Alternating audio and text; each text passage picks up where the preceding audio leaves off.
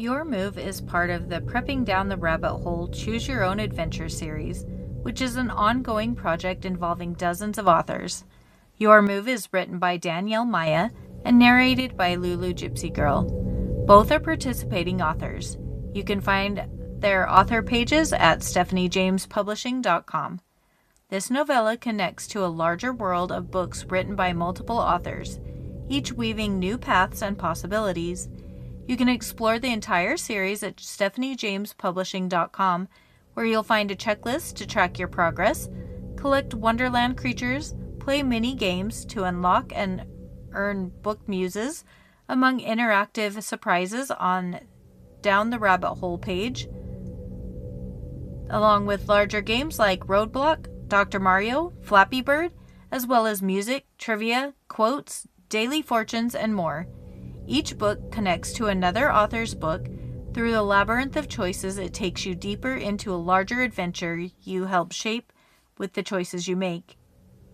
Lastly, we are always looking for new authors and book enthusiasts. You can connect your addition to any book at any point and take it in a new direction, in any genre, and in your own unique writing style. You can upload it to the website, and it will be available for all to read as free PDF. Some will be chosen to be published as novella on Amazon, with their name on the cover, and will be added to the author page on the website. You can find instructions and contact information again at stephaniejamespublishing.com. Thanks for your interest, and I hope you enjoy the story. After listening, please visit Amazon and leave a 5-star review for this book. This is an easy way to let the authors know you appreciate their efforts and talent. Your Move by Danielle Maya. Chapter 1. The Setup. My small 7-year-old index finger squeaked as I dragged it against the moisture on the glass. I completed an upside-down heart that obtained a smiley face within it. Coincidentally, it also happened to be upside down. It made this heart have the highest level of depression I had ever seen.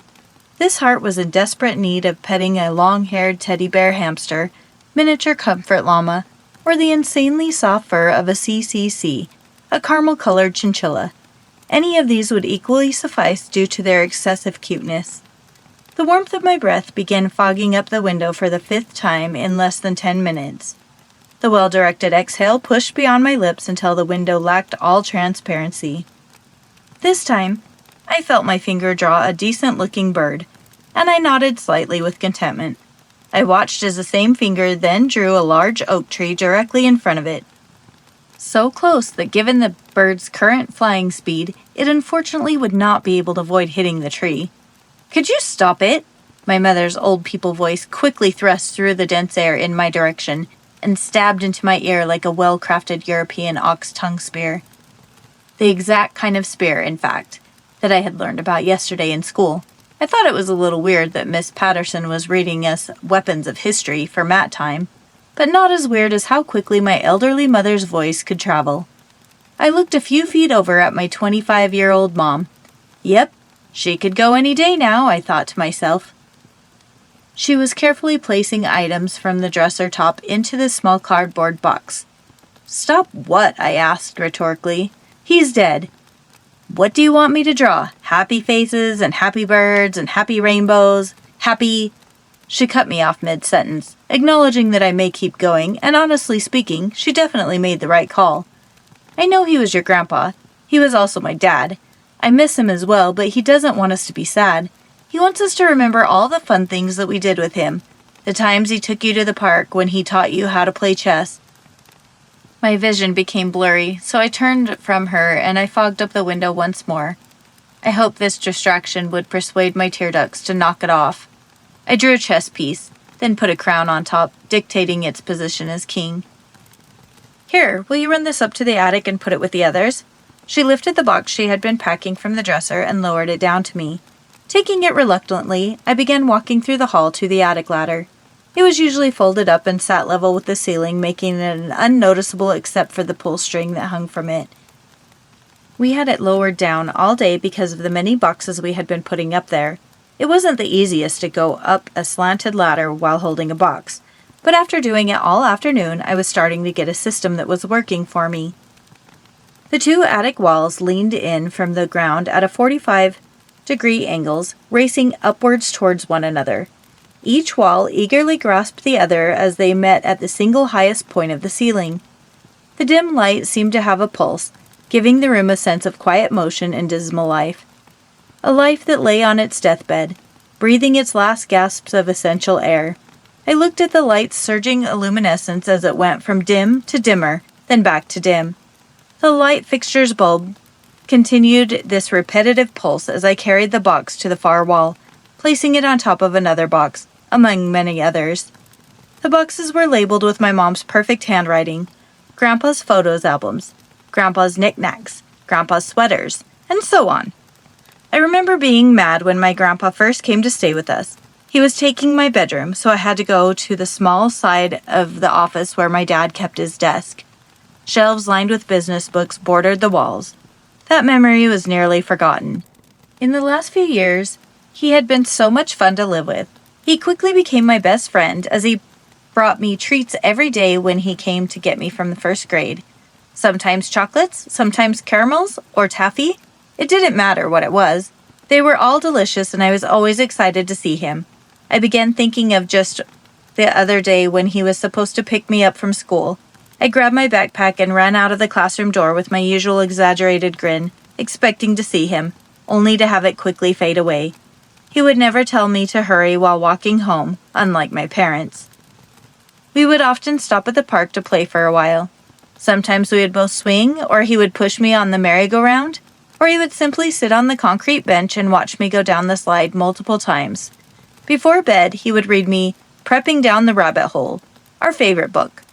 This last year, he taught me to play chess, showing me how each piece moves, teaching me that white always moves first, and I learned secret strategies to get pieces out of dangerous positions.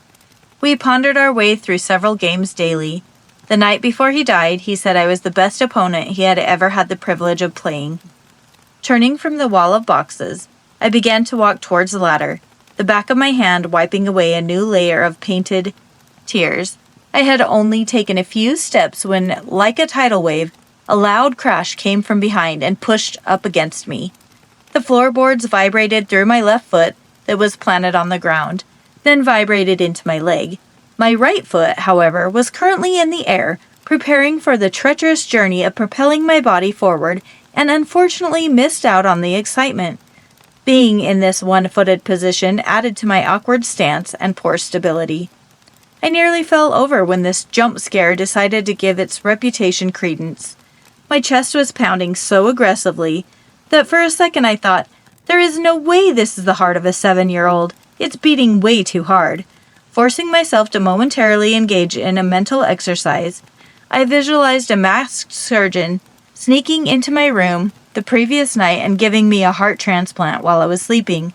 This person, wrapped in an overly large white apron with shimmering scalpels for fingers, replaced my adorable, petite heart with his giant, bodybuilding mammoth heart. This was basically the only explanation for the aggressive palpitations my heart was experiencing, and why it made persistent attempts to burst through my chest. Awakening from my very disturbing daydream, I stabilized myself. Grasped in fear, I quickly turned around to see what the loud crash was. I was pleased to see it wasn't the rock biter from the never-ending story, which was obviously my first and only guess. Apparently, the box I had recently set down had simply fallen from the other one that held it. Letting out a sigh of relief, I walked over to the box, which now laid on its side. Its bowels displayed themselves, strung outside the flaps of the open box's perimeters. Looking over at the box it had fallen from, I became slightly confused.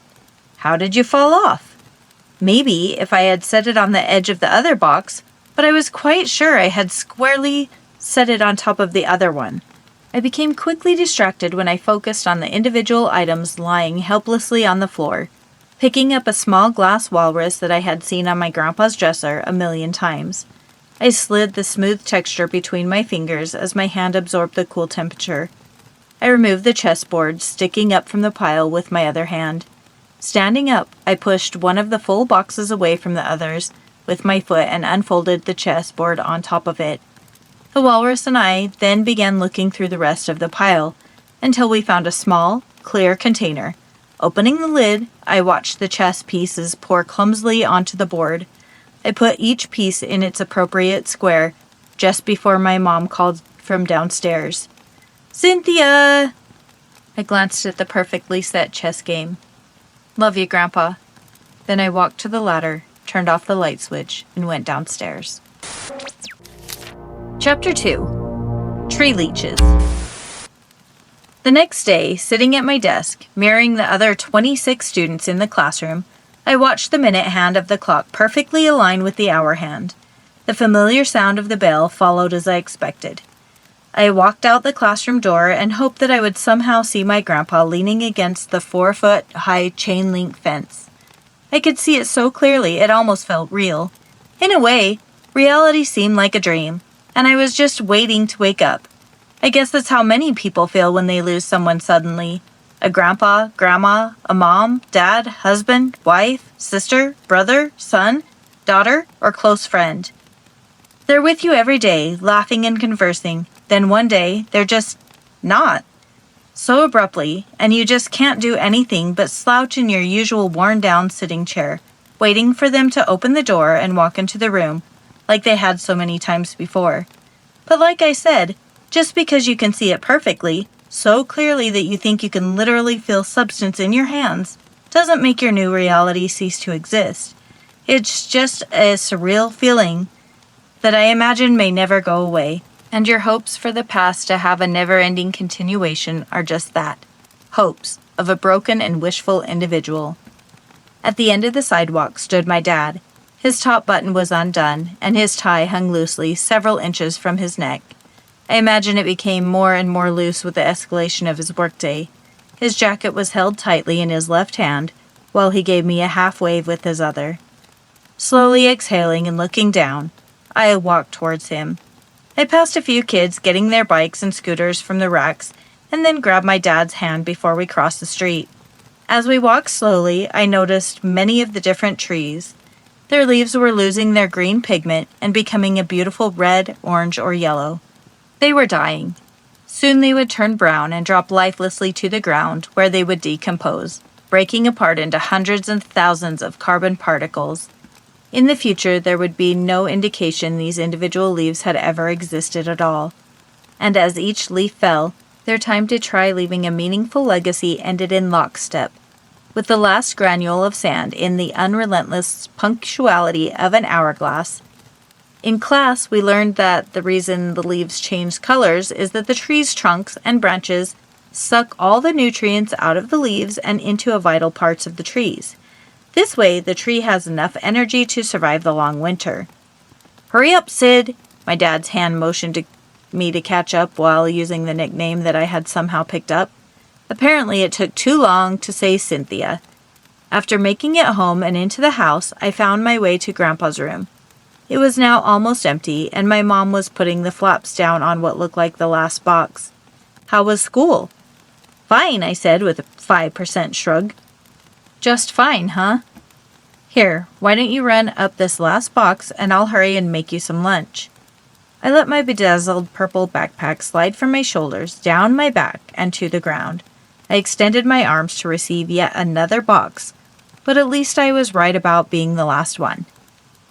It was sad to see my grandpa's existence disappear with each box we packed, but I was glad we were done and I would never have to climb this stupid ladder again. The small nub of the light switch pressed into my shoulder as I used it to turn on the familiar pulsating lights. Walking to the far end of the attic, I saw the set-up chessboard through the side of my eye, but paid it little attention. Setting the box down on top of another box, I made certain it was perfectly aligned and stable this time to prevent another jump scare and potential heart attack. Turning around, I began my exciting quest of going downstairs when the chessboard caught my eye once more. This time, however, I noticed that one piece had been moved. It was no longer in the starting position. All the pieces were on their correct squares except for a single pawn that had been moved 2 squares forward. Amazingly, the low light was enough to reflect off the glossy black coating that embraced the pawn. It just waited patiently while continuing to glisten.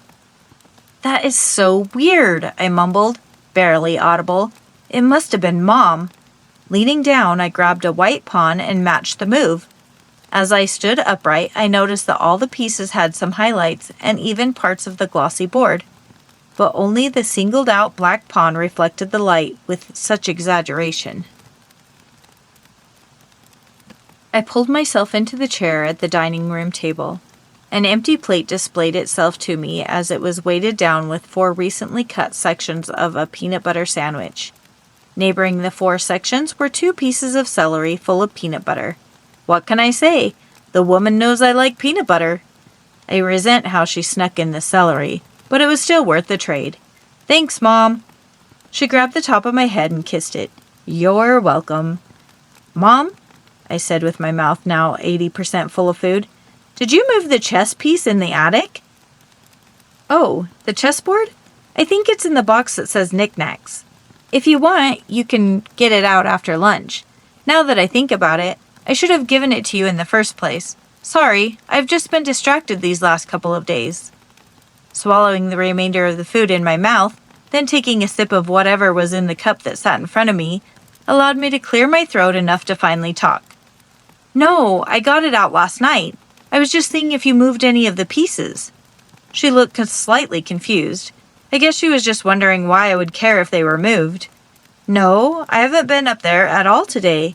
I did pack a few boxes, but your Uncle Terry came and got them, so nobody's been up there since you went up there last night. Well, what about Dad? He must have gone up there. Confusion was starting to come out in my voice. But confused or not, I wasn't about to be deterred from burying my teeth into another giant-sized bite of my overly perfect sandwich.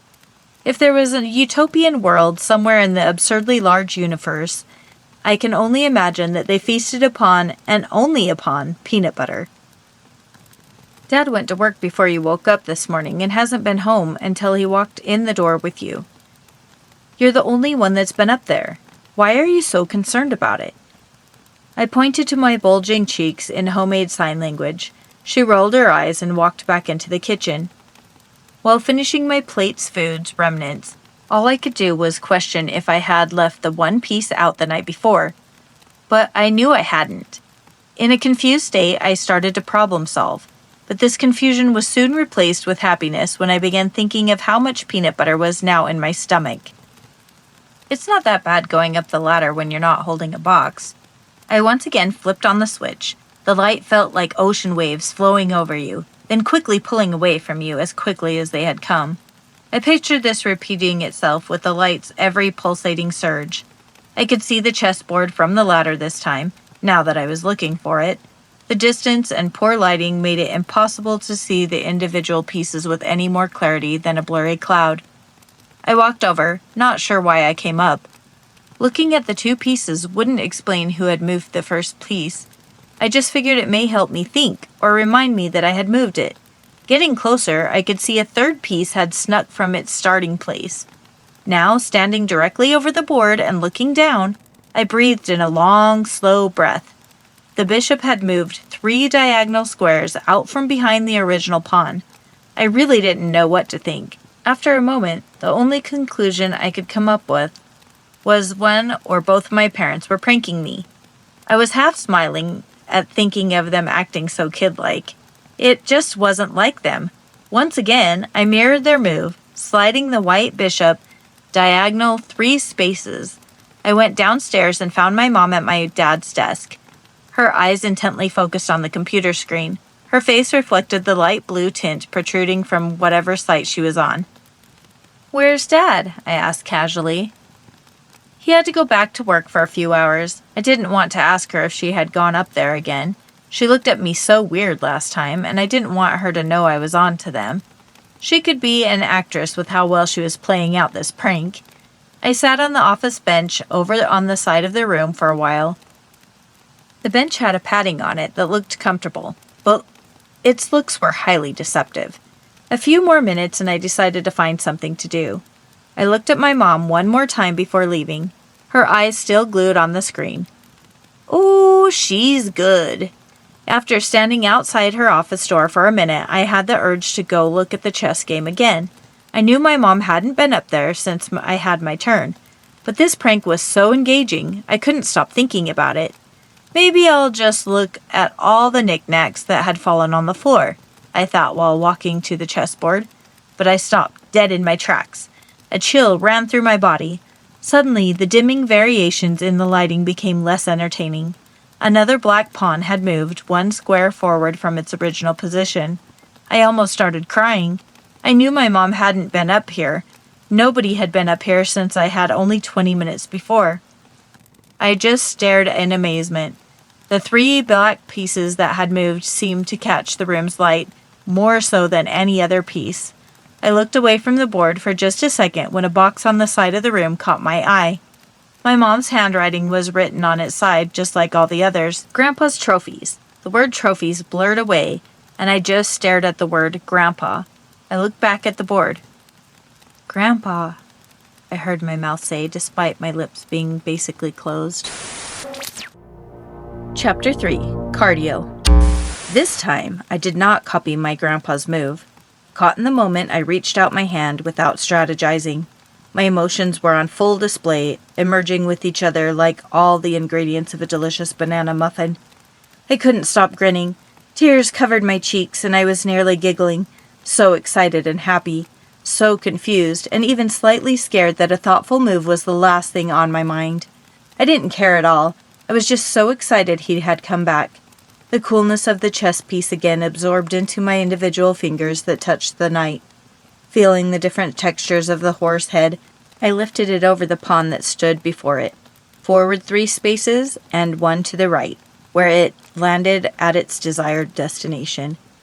I now just stood at the board, almost waiting for my grandfather's move, looking over the board to where he should be standing, or sitting, I don't know.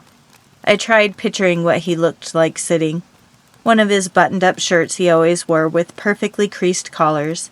He took such pride in his presentation, something his era took seriously. That may be lost with them. I had walked by his room so many times, seeing him iron each shirt and pair of pants to precision.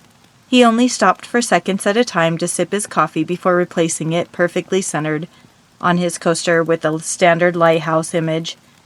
He would have been wearing his khaki slacks and wool-lined slippers. Visualizing him with his legs folded up upon one another, crisscross applesauce. I could hear Mrs. Patterson's voice in my head. This didn't make sense. I had never seen my grandpa sit on the floor. He would have been in a chair. I looked to the far end of the attic, near the ladder I had come up. We had a small row of foldable chairs leaning up against the wall. 2 tables stood politely beside them. We used these on Thanksgiving when we had several guests over to the house. I quickly put on a bank robber expression and glanced side to side, looking as suspicious as possible. I began maneuvering across the attic floor on my tiptoes with a slight hopping motion. My hands were up about chest level and slightly extended, my palms half open with my fingers curled downward in a way that any observing doctor would instantly diagnose as extreme tendinitis. In my head, I looked like an experienced cat burglar on the prowl to thieve a chair. However, to any common-sense onlooker, I looked like a 7-year-old child who had one human parent that had shared their bed with a T-Rex nearly 8 years prior. Continuously turning my head from the left side of the room to the right, then back again. I looked for any nosy people with gawking eyes. I was busy playing a chess game with my grandpa. The last thing I had time for was eliminating and disposing of witnesses. I placed one hand on each side of the chair. When both hands had a solid grasp, I lifted the chair from the ground and away from the other chairs it was leaning against. Turning around, I bolted like a flash of lightning back towards the packed boxes and chessboard, feeling the air against my face and my hair blowing away from my head with such velocity that I began fearing I may become the product of my own scalping. I listened and could practically hear the police sirens in the background, becoming louder with their every gaining inch. "There you go, Grandpa." I unfolded the chair on his side of the board, firmly placing each one of the 4 feet on the floor. "A friend gave it to me," I said to him with the slyest smirk I owned. I couldn't help but to admire my accomplishment as I now stood on my side, looking at the empty chair. I stared at the unchanged board, wondering when he would take his turn. Curious if I had just watched the board long enough, I would see a piece slowly drag itself from one space to another. I remembered a conversation with my dad that replayed itself in my head. Santa Claus only comes when you're sleeping. Maybe this was the same thing. No, I said out loud before finishing internally. I wasn't asleep when he moved last time. I had only gone down to the office when my mom was on the computer. Maybe I have to go sit on that uncomfortable office bench again. I hoped not. I bet I just have to get a certain distance away from him before he'll make his move. I didn't have time to acknowledge how much I was treating my grandpa like a battery-operated gadget, how I was trying to figure out how to turn it on and make it work. I decided I would experiment with distance. Then, if that didn't work, I would try time. It may have to be so many minutes before he moves. So first I would go a small distance, then come check the board. I had already gone to the far end of the attic when I had got the chair from a friend, and he had not moved. So I went to the ladder and climbed exactly halfway down the 5th rung. Quickly, I made it back up across the attic floor and now stood in front of the board. Nothing. Now I'll put 1 foot off the ladder and touch the hallway floor. I made it down the ladder and did just that. I extended 1 foot off the ladder, taking the corner of my shoe and making contact with the ground. Whatever. I decided to just get all the way off. I put both feet on the ground and let go of the ladder completely. Next, I'll try the office bench, I said before scaling the ladder and once more running with scalping speeds across the floor. I expected the chessboard to be unchanged, but I was wrong. The black pawn in front of his rook now glistened with the other few black pieces as it sat 2 spaces forward from its place of origin. You moved! The excitement was easily detectable in my voice. I just grabbed a white pawn and thoughtlessly moved it forward 1 or 2 squares, in such haste I'm unsure which. I darted down the ladder, jumping the last 2 rungs to the hallway floor, then repeated the quick ladder escalation and sprint to the board. His rook had now been moved forward up against his pawn, now reflecting the light as well. Nice! I put my hand out, reaching across the board, pretending to give him a high five. I giggled, then I raced downstairs. My dad walked in the front door for the 2nd time today. His briefcase hung heavily in his left hand. Hi, Dad. You're home again. Yeah, and if work calls me, I'm not going to answer this time. I'm fine just working once a day, let alone twice. How did the rest of your night go? It was good. Love you. He smiled. Love you too, Sid. I darted back upstairs. 1 short moment later, I was back down the ladder. I did this for about 4 more times before my dad poked his head around the kitchen wall and looked down the hall at me.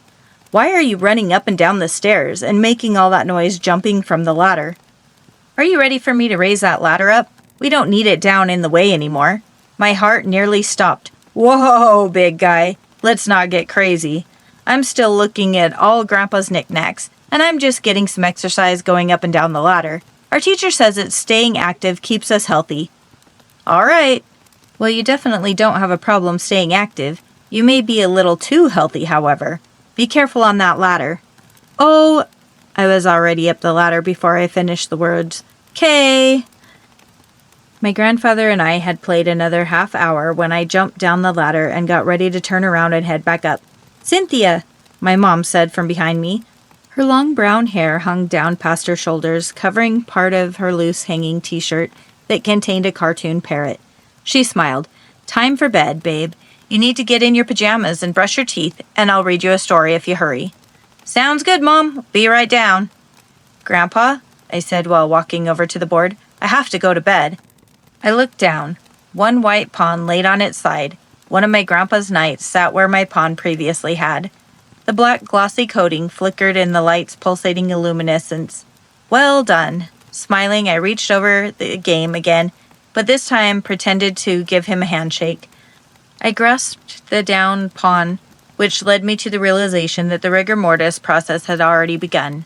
I moved it to the side of the board, which I decided to mentally and morbidly name the morgue. Quickly, I moved my rook across 3 spaces and looked beyond the perimeter of the board. Good night, I love you, and flipped the lights off before descending for the night. Chapter 4. Stranger Danger. The viscosity of dreams that night were the thickest I had ever had. The plots were so humid and dense it was hard to breathe. The amount of energy I exerted just to try and inhale a sliver of air was not sustainable beyond more than a moment. Exhaling was just as difficult. It was comparable to having a large strip of duct tape pulled tightly over your mouth, jawbone to jawbone. Then having an imaginative kidnapper take the point of a heroin needle and poke 5 pinholes through the tape between your lips. The tape would bulge out slightly and collapse with every nearly filled breath as you tried to move air in and out of the 5 microscopic holes. The images my mind was lunging me through were beyond my comprehension, like reading Shakespeare to an infant. Despite the high viscosity, it also flowed like high-pressure fire hose. Images and movie scenarios raced by so rapidly that there was no way I could grasp or retain even a fraction of this odd presentation. The curtains closed, and I stared at an empty stage as if waiting for it to start, unaware it was already over. I woke up breathing heavily, my arms protruding from the edges of my small blanket patterned with hundreds of parrots. Oddly enough, parrots that resembled my mom's shirt from the day before. I wondered if she had gotten this blanket for me, and I was beginning to think she had a secret obsession with this unique and gorgeous bird. I lifted my hands up so I could see them. They were quivering. I knew I had multiple dreams that were obviously unsettling, but couldn't even retain a single negative. "Hey, babe, you sleep well?" asked my mom, wearing her usual embossed parrot nightgown. She flipped my bedroom light on. "Yeah." "Good, let's hop up and start getting ready for school." I put my right hand in a small fist and then extended my thumb. I raised my quivering real-life thumbs-up emoji to show her my acknowledgement and enthused obligement. After she left, I still awkwardly had my thumbs-up persona as I played an embarrassing solo game of Hands Up 7-Up. Through the bus window, I saw 2 police cars in front of the school as we pulled off the road and into the entrance. I often had increased levels of dopamine upon seeing police officers, yellow caution tape, and squad cars. Republican and Democrat colors uniquely working together as superheroes. Red and blue flashing lights littered the suburbs at night. The normally quiet streets, eerily still, become alive, the lights jumping from building to building as police cars race in and out of the intersections. The sirens screech with all of the intensity of Deliverance Pig. As a 7-year-old, I enjoyed my daily routine, eating breakfast with my mom, the bus ride to school, working in our reading groups with my friend Bella, walking home with my grandpa. I enjoyed our evenings playing chess, having dinner, and reading books before bed. I watched so many people, unlike me, with their numb faces, do the same monotonous actions over and over, day to day and year to year, seeking a disruption. My mom and dad, the butcher in the back of the grocery store, the large fish tank near him full of lobsters with banded claws, making the same day-to-day movements. The crossing guard and her fake smile.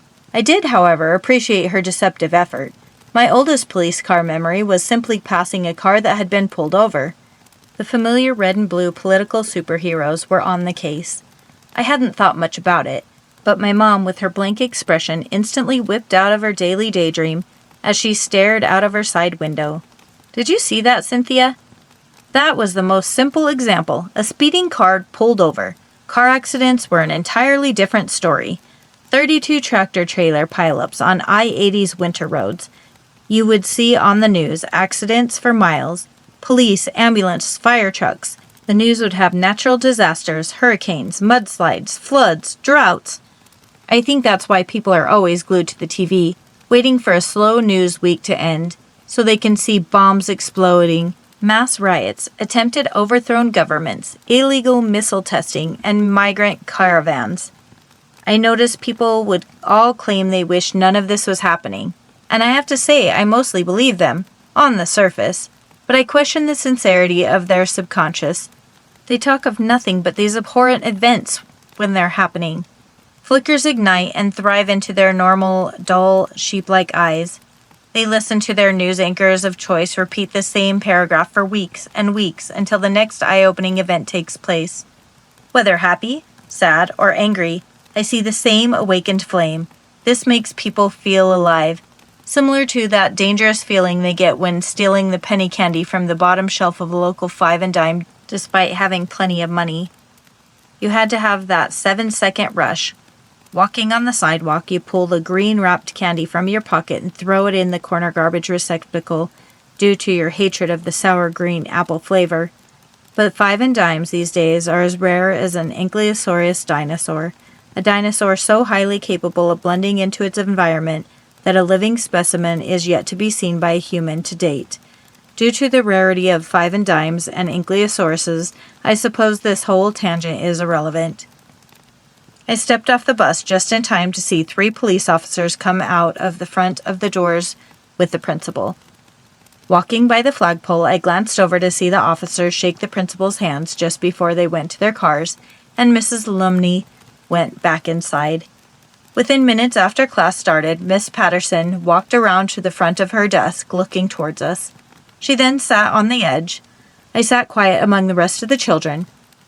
"Calvin," she began, "isn't here today. The principal and the office staff are talking to all of your parents and explaining why. So if any of you have any questions about what we talk about today, then talk to your parents and they can help you." I looked over at Calvin's empty desk. His chair was pushed in, perfectly aligned and symmetrical. Miss Patterson continued, "So today we're going to talk about what to do when you see a stranger." "So stranger danger?" Ellie from row 3 blurted out.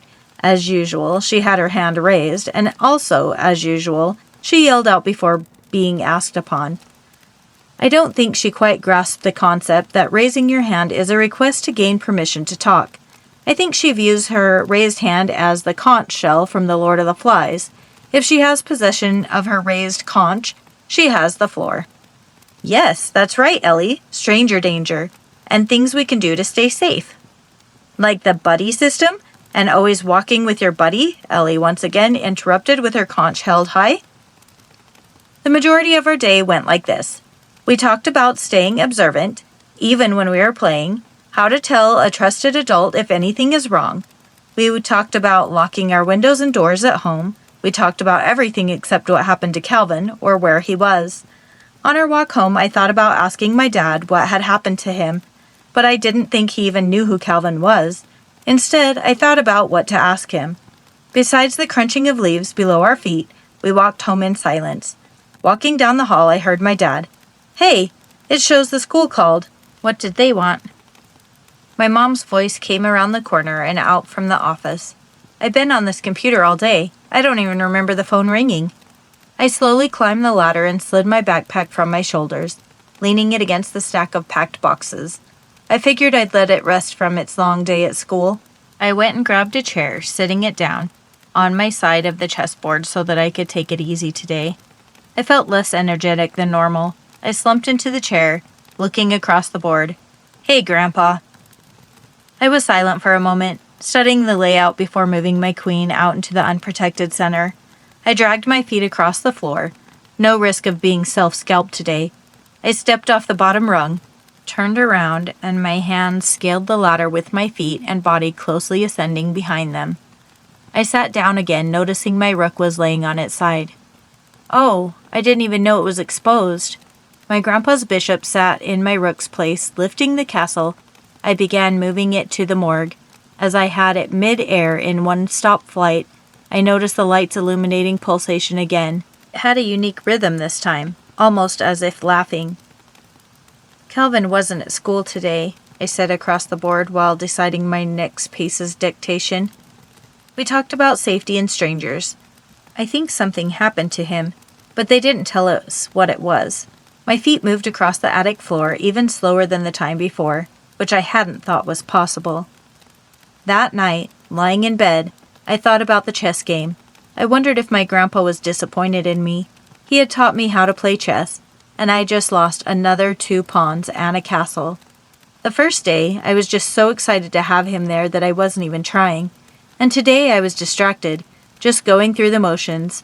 This may be what my mom was doing when she saw the police lights, just mindlessly going through her day-to-day routines, doing the same thing over and over so many times that her brain realizes it doesn't even have to be present for her body to continue its programmed daily movements. Then a siren wakes you up, reconnecting your brain to your body. I wish I had an ambulance siren or a fire truck horn wake me up earlier. Then maybe I wouldn't have lost 3 pieces, and I would have looked more impressive to my grandpa. I decided I would stay engaged the next day and try not to let my grandpa feel his teachings were wasted. I didn't want to close my eyes, remembering how shaken up I was from the previous night's pronounced dreams. But as I said earlier, just because you want something doesn't make it so. Within moments, my eyes were closed and my dreams immediately smelled blood in the water, like a pack of wolves surrounding a newborn fawn, slowly circling, like a coarse threaded screw, closing in with each rotation, until all at once every wolf, as if on cue, thrust towards a single point, which unfortunately is you. I remember seeing a Gila monster bite a young water buffalo. It injected poison through its bite, then walked away. For 3 days, that buffalo slowly became weak and began dying a very slow death from the poison.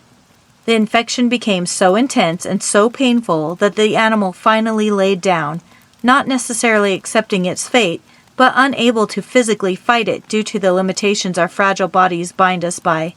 The Gila monster could smell the poison it bestowed upon the buffalo and track the embedded smell.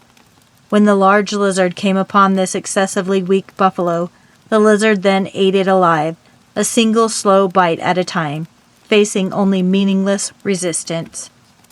When seeing this on television, I felt so bad, but thought to myself, I'm glad that's not me. I can't even imagine. Then I looked away, acting like I never saw it, assuming that by ignoring it, life will fill the dead buffalo, like it will take away the fear the animal felt, that the pain and torture experienced will have ceased to exist. But the sad reality of life is that sometimes that somebody else isn't somebody else, and we all take our turns when it's our turn. Whether it's our turn or not, whether we cry out in resistance or not, whether we live through it or not, and regardless if we even want to live through it or not. I heard once democracy was 2 wolves and a rabbit deciding what to have for dinner. Tonight, my pack of bloodthirsty dreams and I celebrated our democracy by voting 38-1 that it was my turn. Chapter 5, XRP and Ripple. This time I wasn't just quivering when I woke up. My pillow was soaked, my cheeks covered in tears. The room swayed in blurry stupor as I tried wiping my eyes to clear my vision. As I did, not just my hands were shaking, but my arms and my entire body. I tried to remember even a trace of what I had just dreamed about. However, as if it were a clone of the night before, not even a fraction existed, and only the surreal déjà vu feeling remained. My grandpa had painted this room while living with us. It was a bright yellow with just a hint of neon green. It wasn't a color I pictured many adults choosing, especially elderly adults. There was a large south-facing window with curtains waiting at the sides, similar to that of 2 guards by the gate of a medieval castle. I realized why he had chosen such a brilliantly bright color. As the sun rose up over the landscape, the beams came through the window, and I want to say reflected off each wall. It was more than that, however. It almost became one with the walls. The whole room was lightened beyond describability, and everything inside the room, including myself, bathed within its exuberance. I pushed the parrot blanket to the side, immediately feeling the warmth of every molecule as it fused with my own. It was nearly too bright to keep my eyes open. I continued laying with my arms to my sides and closed my eyes. The sun laid upon my lids and I could see a warm red color as it pushed against the thin layer of skin. I was no longer shaking or scared, just warm, calm, and completely at peace. I imagined this is how fields of wildflowers feel every morning, opening their petals to allow the sun to warm their core, letting the sun calmly invigorate them as they begin the often overlooked yet complex photosynthesis process. I realized there was so much to my grandpa I hadn't even begun to fully appreciate. Many people are quick to judge others' actions from an onlooker's point of view.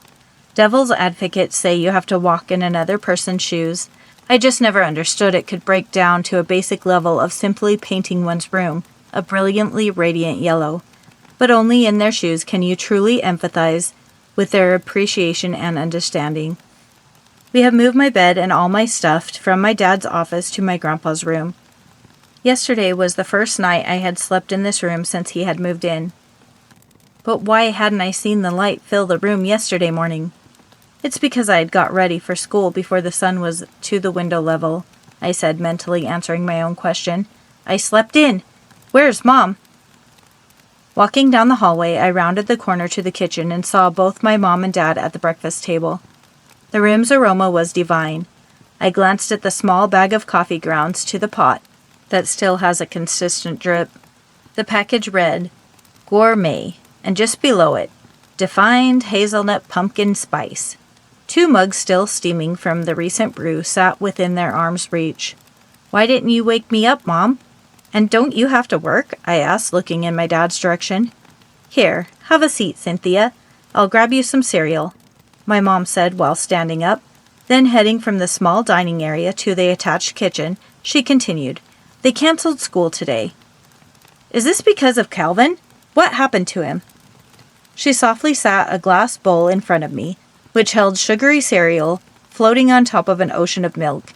It looked like 100 disappointed surfers expecting a fun-filled day only to find 0 waves. They realized their waves had been replaced with a bowl of stagnant milk. Sorry, guys, I thought down in their direction. I took my spoon and made small ripples in the milk to try and relieve them of the 100% dull day. Yes, it's about Calvin. Yesterday, Calvin's parents went to wake him up and he wasn't in his bed. All the windows and doors were locked. They looked everywhere and still haven't been able to find him. But this morning, Miss Patterson wasn't in her home. Her husband reported her missing when he didn't see her, and her car was still in the driveway. They also said 2 other students in your class have also been kidnapped, Bella and Tapper. They were both missing this morning as well. She kept talking, but her voice moved to the background as my own thoughts drowned them out. Bella and Tapper were my 2 best friends, and I had never told anyone before, but I thought Calvin was cute. Miss Patterson was so amazing and fun. I loved her. Why were these people disappearing? My mom's voice again became a forefront. We're not saying this to scare you. We just want you to be aware, so if anything is wrong, you can come tell us. If you hear any noises at night, you can come tell us. We will probably just bring the toddler mattress into our room and have you sleep in there for the next little while. Also, we're going to take you to school instead of on the bus, and we'll continue walking you home. Like I said, you don't need to be scared. We just need you to be safe. No going out of the house by yourself or unlocking or opening the door for anyone. The school said that yesterday they talked to you about safe practices, so we're just going to be extra safe. I nodded. Are you okay? She asked while putting her hand on the side of my face and pulling my head against her. We're going to be all right. Yeah, I said while chewing the last bite of delicious surfers. Chapter 6. The Black X.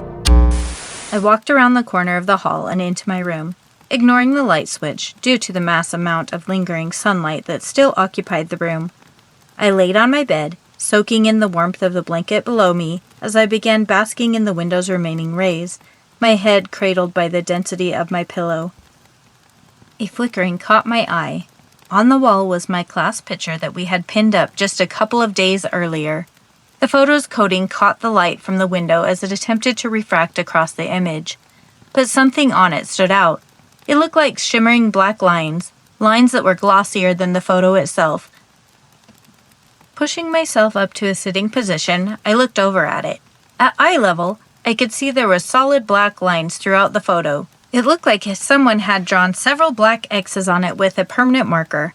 Sliding from edge of the bed, I now stood directly before the class picture. All the children from my class stood in 3 organized lines. My teacher, Miss Patterson, stood on the left side of the 3 rows of the kids. Miss Lumney, our principal, stood on the right.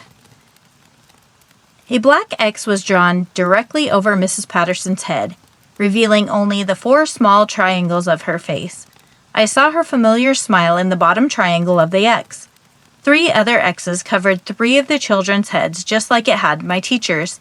Calvin's head had been written on, as well as Tapper and Bella's. I didn't have a thought in my mind whatsoever.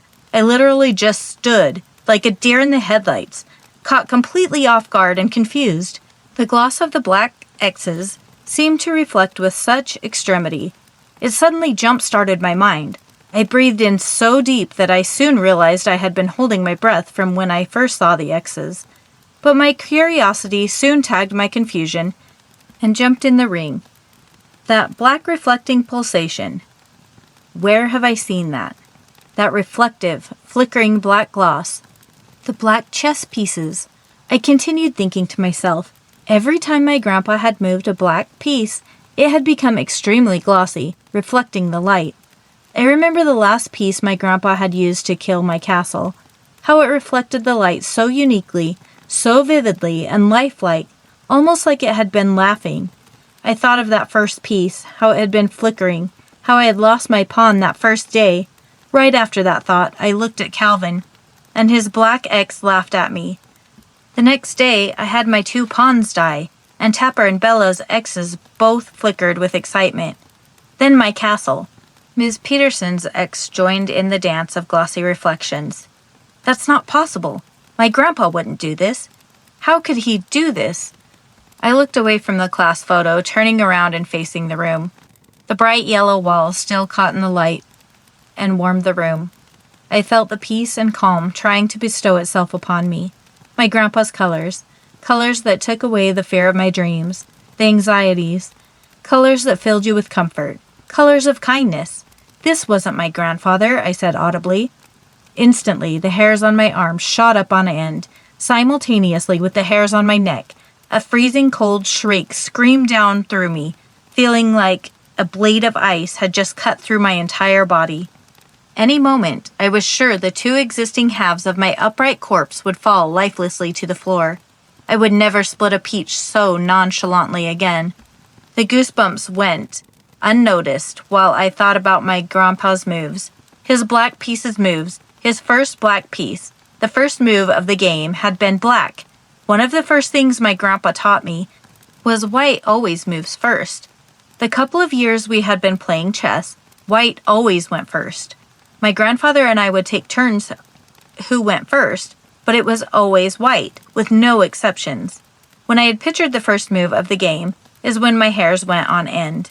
The original black pawn that had sat 2 spaces forward had been waiting for me. There was no way my grandpa moved that pawn. That was not my grandpa.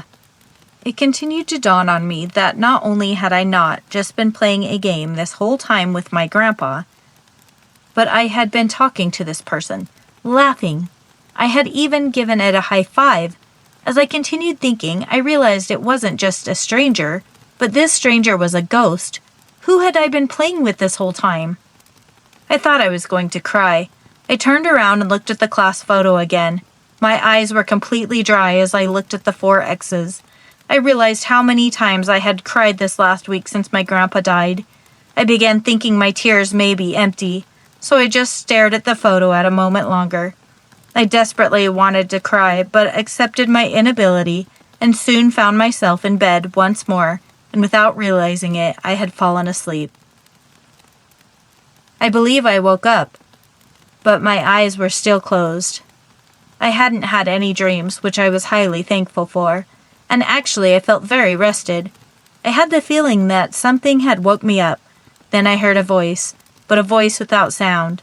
It was like a thought, but a thought that was not my own.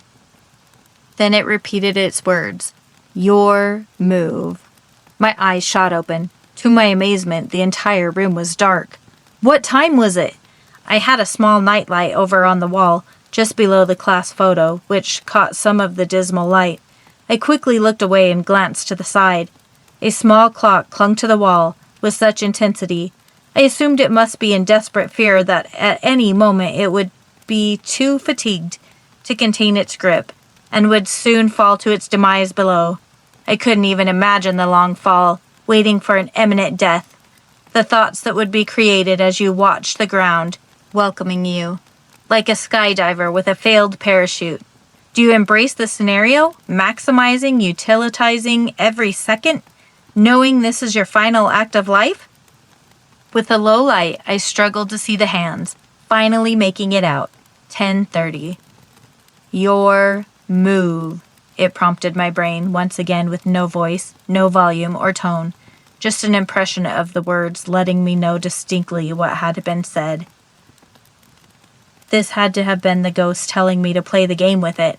How can I play a game where people are disappearing or dying? I'm not playing, I said aloud to the emptiness of the room.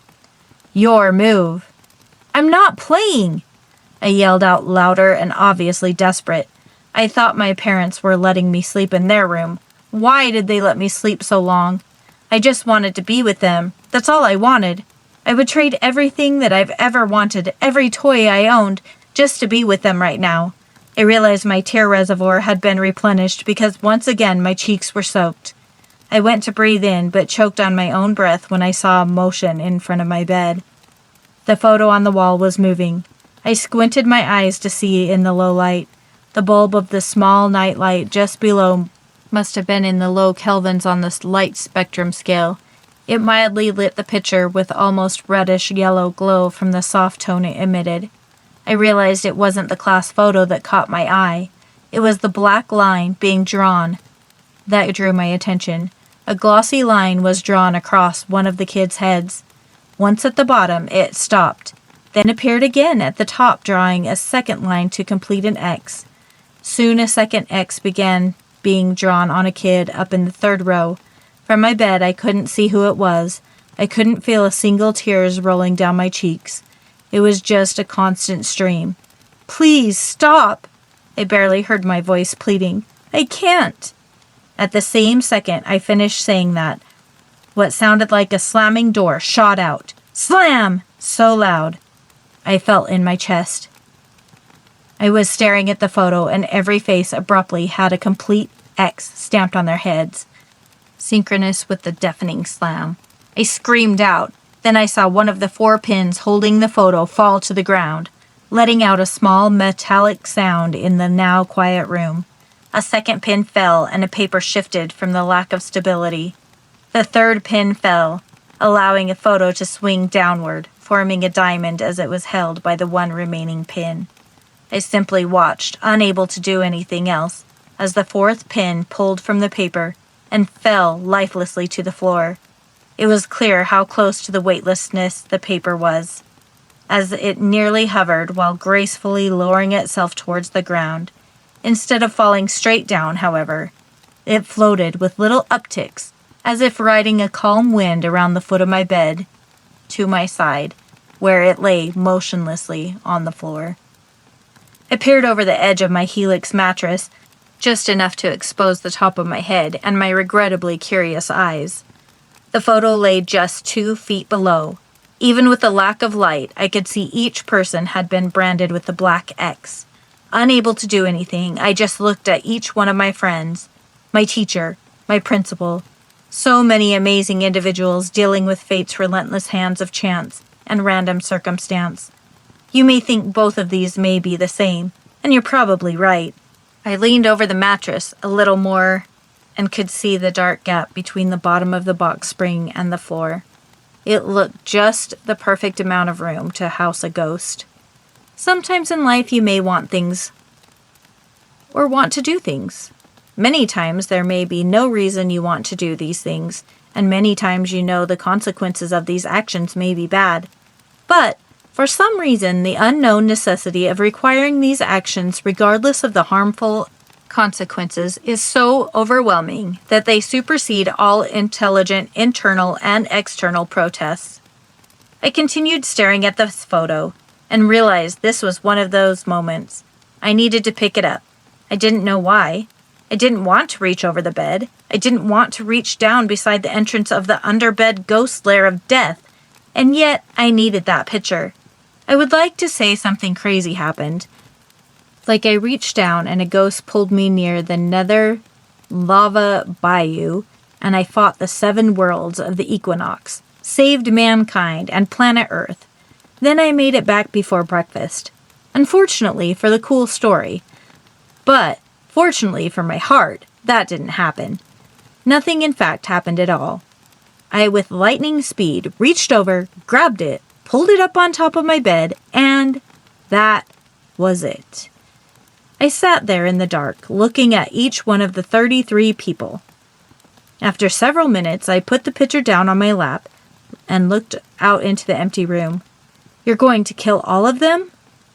Or make them disappear? What if I play you?" As I said that, I saw some of the black lines slowly start to disappear. I sat watching one after another vanish. Many of the students' faces reappeared with their usual smiles. Mrs. Lumney now had no trace of the black permanent marker. All but 4 X's disappeared. The 4 X's that were attached to their original 4 hosts. Your move.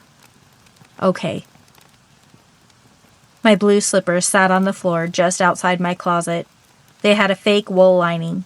Other than that, however, they were nearly identical to my grandfather's.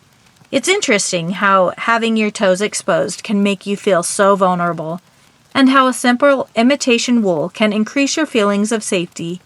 In this case, only a small percentage, but not feeling the cold wood floors on the bottom of my feet definitely helped. I put on my robe that was hanging on the back of my door before entering the hallway. The house was so quiet. I wanted to turn on the lights as soon as possible, but the nightlight in the hall allowed me to see that my parents' door was open. Turning on the light would surely wake them up. I couldn't risk them coming out and not letting me play the game. Making my way to the end of the hall, the coolness of the aluminum ladder filled my hands as I slowly felt my body take me up the several rungs. Flipping the light on filled the room again with the dull humming of the pulsating lights. The rhythm of the luminescence was no longer entertaining to me. It was the exact opposite. Dread had now consumed me completely. It was nice being able to see better than I had with the small night lights, but I wasn't sure if it was worth the trade-off. I slid into the chair. I didn't want to sit down. I wanted to just hurry and move a piece like I had the 2 days previous. I couldn't this time. I could no longer hastily move. I sat and studied the board like my grandpa had taught me to do, visualizing each potential move and the consequences of each one of my actions. I couldn't lose any more of my friends due to my recklessness and nearsighted choices.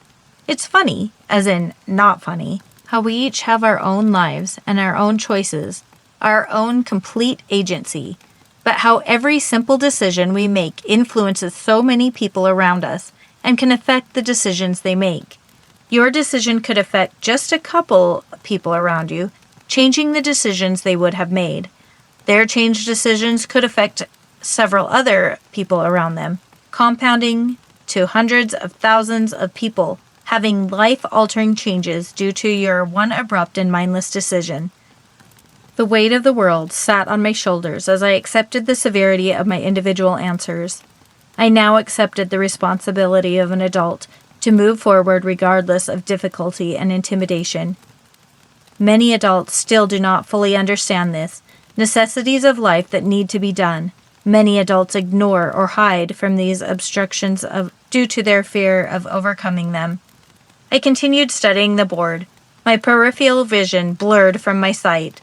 I could no longer see the empty chair before me, just the board. My brain temporarily shut down the sections controlling my fear, dread, and guilt from being responsible for losing my friends. My brain completely opened a different valve, letting me look at the board strategically, patiently, mathematically, and allowing me insight to the foreshadowing of so many different potential outcomes. After what I assumed was 30 minutes, I decided upon what many believe is the third most important character of the game. I grabbed the small nipple atop the bishop, sliding him diagonally 4 squares, nearing the other side of the board. My grandfather had told me that the bishop represents religion, and for long periods of time the bishop had influence over the people, many times more so than the king and queen. I stood up, looking at the small white bishop with the black characters surrounding him. "Love your enemies," rang through my ears. I had heard this so many times in my few years of life. "I don't think I'm quite that grown up yet," I said, barely loud enough to hear. I looked across the board that was still sitting on the original packing box. "I don't know why you're doing this. Good night." Chapter 7. Double-Headed Snake. I had seen a snake with 2 heads once in a magazine. The snake had a long tail, which had consumed the snake's feet and legs, the entire midsection, both arms, up and over its shoulders, where then and only then did it split apart, forking into 2 separate heads. I'd thought how antagonizing it would be. What if one head was more aggressive than the other, eating all the food, leaving the other one starving? I suppose this predicament would never happen with their shared stomach. I guess in a way, as long as one was eating, the other could just lay by the wayside, waiting for the other to punch the time clock and support him. Becoming full of the other's tiresome exertions, pictures in the magazine had shown the capturing of the snake, showing people grabbing the snake by the tail. The two heads hung down from the grasped tail completely helpless as they pretended to magically levitate. Ironic, having two venomous heads and still being so helpless. If only this snake instead had a head at each end of its body, then you wouldn't be able to sneak up and grab it by its tail. Sitting at my desk, I visualized these fictitiously invincible double-ended snake heads. We had a substitute teacher I had never seen before. She had told us our name and had written it on the whiteboard, but I wasn't paying attention. I didn't notice the students around me, or the three that weren't. I continued sitting, pondering how to approach this paranormal chess game I found myself in the middle of, questioning if I had known earlier and had never moved my first piece, if I hadn't set up the board to begin with, would I be in this predicament? The double-ended snake heads mentally maneuvered around in my skull, tunneling throughout my brain's soft tissue. I felt like I was playing chess with the slithering mishap of nature. Either end I grabbed, I would surely be bitten. If I played, I would lose pieces and would randomly lose my friends, one by one. If I didn't play, he would kill everyone automatically. The rest of my school day played out similarly. No thoughtful awareness as I cycled through my day-to-day routine. Once again, I had fallen into monotony due to the lack of police sirens and red and blue dancing lights. Somehow, I found myself at home, in my bedroom, sitting on my corner chair staring at my bed. I had not remembered finishing my school day. I didn't remember picking up or walking home. I could feel the blinking of my eyes as they gained a grasp on my present state. I breathed in as if cleansing my insides with Frankenstein's life-creating electricity. Like a bear awakening from a winter slumber, I began looking around. My bed was perfectly made, and all my items sat around the room, on the floor, or atop a dresser in a dormant state, accepting their role in this mundane world. My class photo was once again on the wall with all 4 pins, one in each corner, holding it tight against the wall. I didn't put that back up. I looked at my bed again. I wasn't tired but desperately wanted to climb under the covers. Excluding panic-inducing nightmares, sleep seemed better alternative to reality. Sitting deep in thought, I mentally raced through the labyrinth of problem-solving scenarios to determine my next potential actions. I knew that I needed to make a move on the chessboard. Perhaps I ignore it and see how that plays out, I thought, continuing my mental conversation with myself. You know how that plays out. You did it yesterday and ended up roaming around a dark, silent house playing with ghosts. My internal voice was right. I would rather make my move now while it was light, while my parents were home, while car and bird sounds from the outside filled the air. I studied the board, visualizing the consequential moves of each piece as I had done the night before.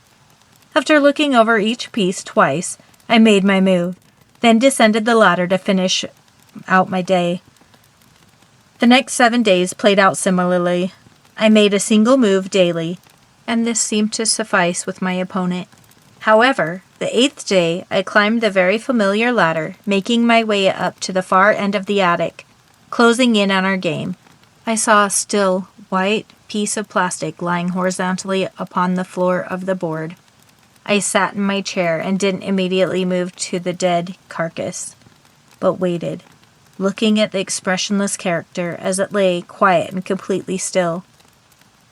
Once, while younger, this horse raced around the board, strategically mitigating risks as it serpentined in and out around others, trying to uncode the blueprint of life, making decisions in a timely manner, gaining achievements that it could look back upon and be proud of.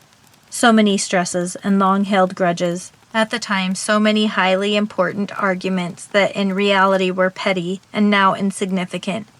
The horse head lay with one eye blankly staring into my own, its long muzzle pushing down into the board itself. Calmly, I moved the body off the board to the side with the other deceased characters. I no longer humorously referred to this as the morgue, and instead of trying to give this place a name, I just enjoyed looking at all the friends waiting and welcoming this new unknown friend with non-judgment and unconditional love.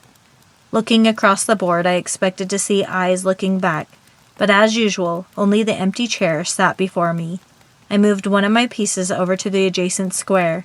Then I descended the ladder, questioning what the next day's consequences would hold in reflection to my recently deceased knight.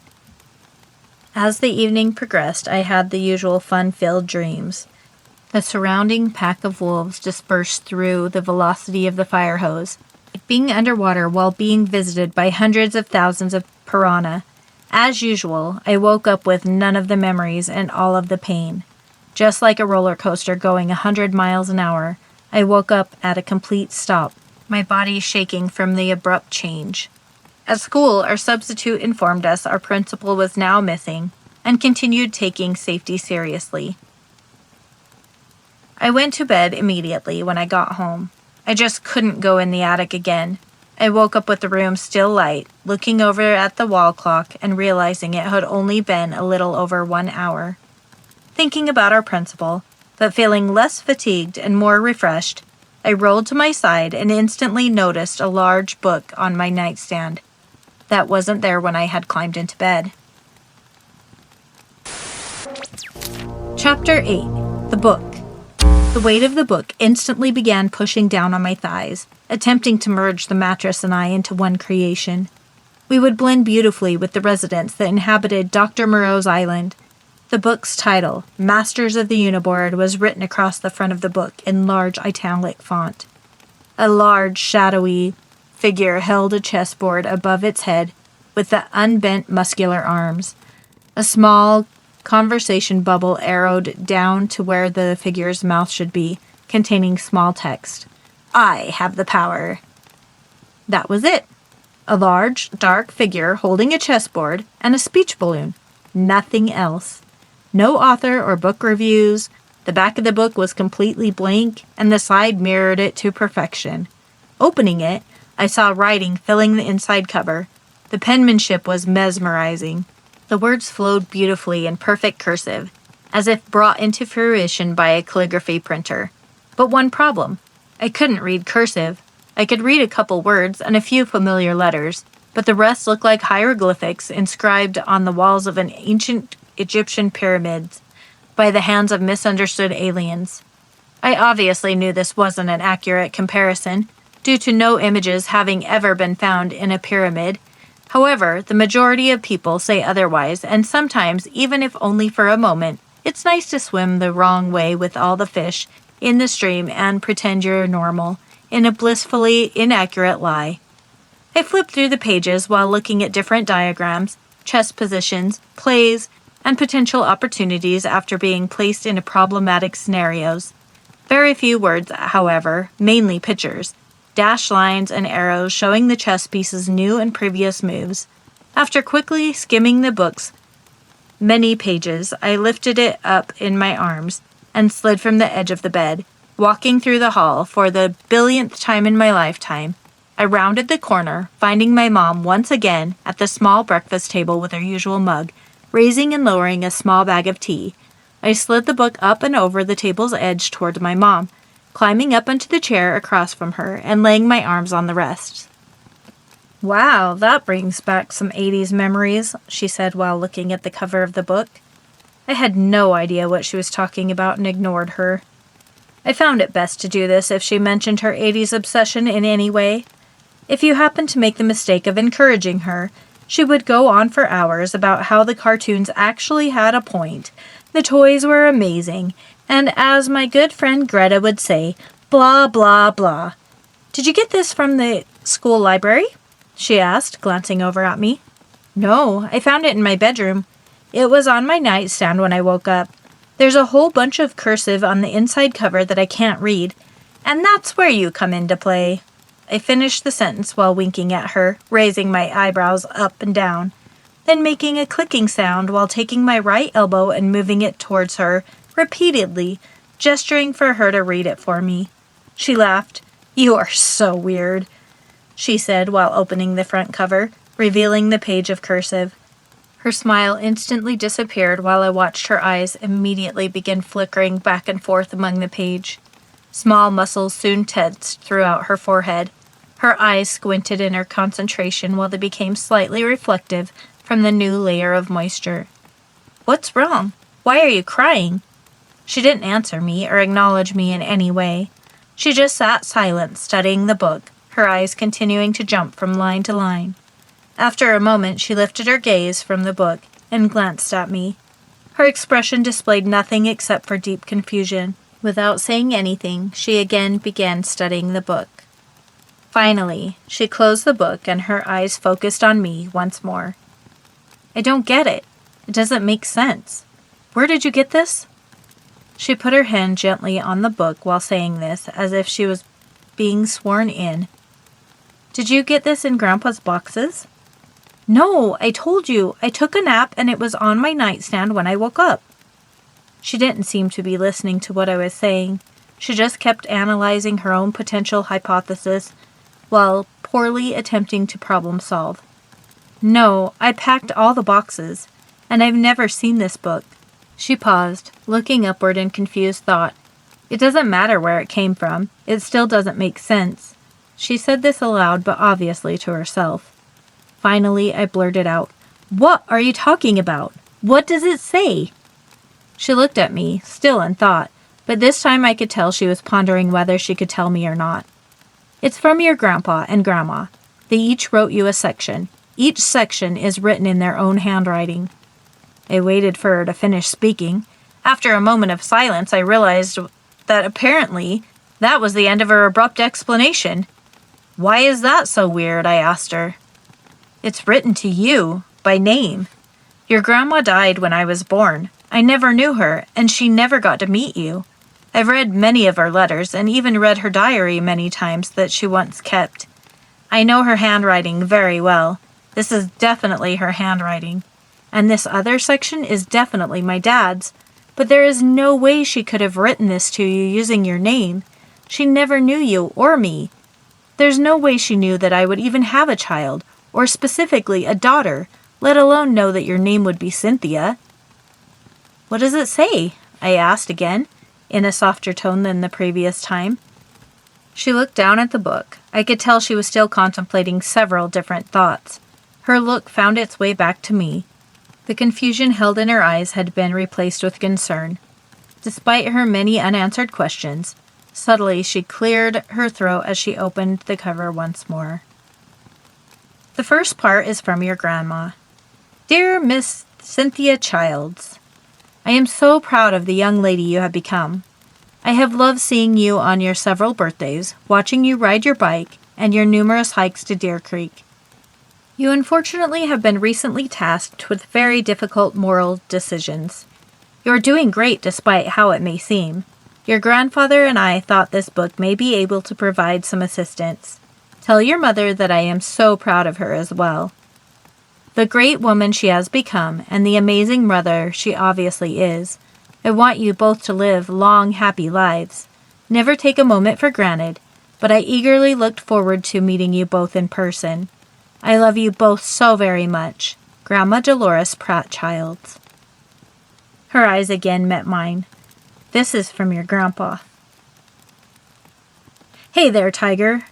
Got yourself in quite a pickle, I see. It's good to get some life experience. It'll put hair on your chest." I smiled. It sounded just like him. My mom stopped and half-matched my smile.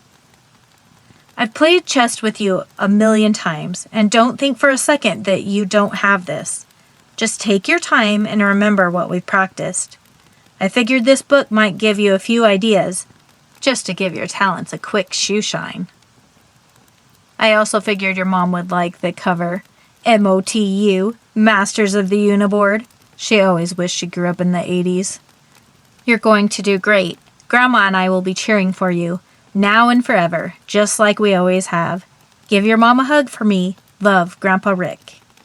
The small micro-wind from the book's cover being closed blew across the table, barely moving my hair as I rested my head on my arms, which were now crossed in the table.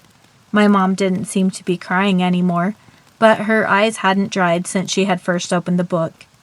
"What are they talking about?" she asked while wiping her cheeks. "What difficult decisions are they talking about? What pickle are you in? Do you know what they're talking about?" I wasn't sure what to say or how to answer her several questions. Apparently my temporary silence was an indicator for her to bombard me with more. "Are you sure you don't know where this came from? Do you know anything about this?" Sliding from my chair, I began walking over to her. "I don't know. Sorry, Mom." I hugged her legs, which hung from the tall chair. I was pushed against them as she reached down and pulled me tighter. "That's from me and Grandpa." Reaching up over the corner of the table, I was able to grab the edge of the book. My mom then helped by picking it up and lowering it down to me. "Thanks," I said softly. Minus a quick dinner, I spent the remainder of the night in my room flipping through many of the pages, figuring out what the portrayed movements meant, and imagining them in an actual game. "Hey, babe," my dad said while sliding in through the opening of a mostly closed door.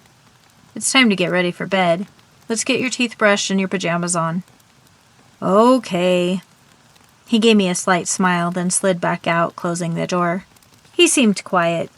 I couldn't tell if Mom had talked to him or not about the book. I slid on pajama bottoms designed with hundreds of small parrots. A Christmas present. Yes, from my mom. Does it really need to be said?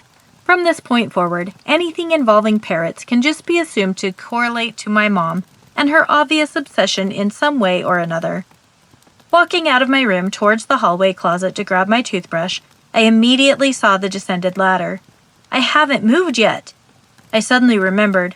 I wanted to ignore it. Sleeping in my parents' room wouldn't give me a chance to sneak out later if I had to. And as I had previously thought, walking throughout the hallway and attic at midnight is not the most enjoyable scenario. Quickly glancing around the hall for nosy observers, I concluded the coast was clear and scaled the ladder. "That's not even possible," I unawarely shouted out. My queen lay dead upon the board. She looked like she had been there a while. I could almost see the chalk line and the surrounding caution tape. What the hell? I didn't know I knew how to swear, but despite it being my first time, it flowed quite naturally. My self-awareness was paused for a moment. I was pissed. I immediately engaged in a mental conversation with myself. Had I really left my queen exposed? Or is this person, this thing, this ghost, cheating? Am I playing with a cheater? It was bad enough this entity was a homicidal maniac, but if I found out it was cheating, I don't think I've ever been this angry before. The sides of my head were pounding. If you're cheating, we're done. For the first time since I found out I had been playing a stranger, I had zero fear. Apparently, with the amount of anger, there was no room for it.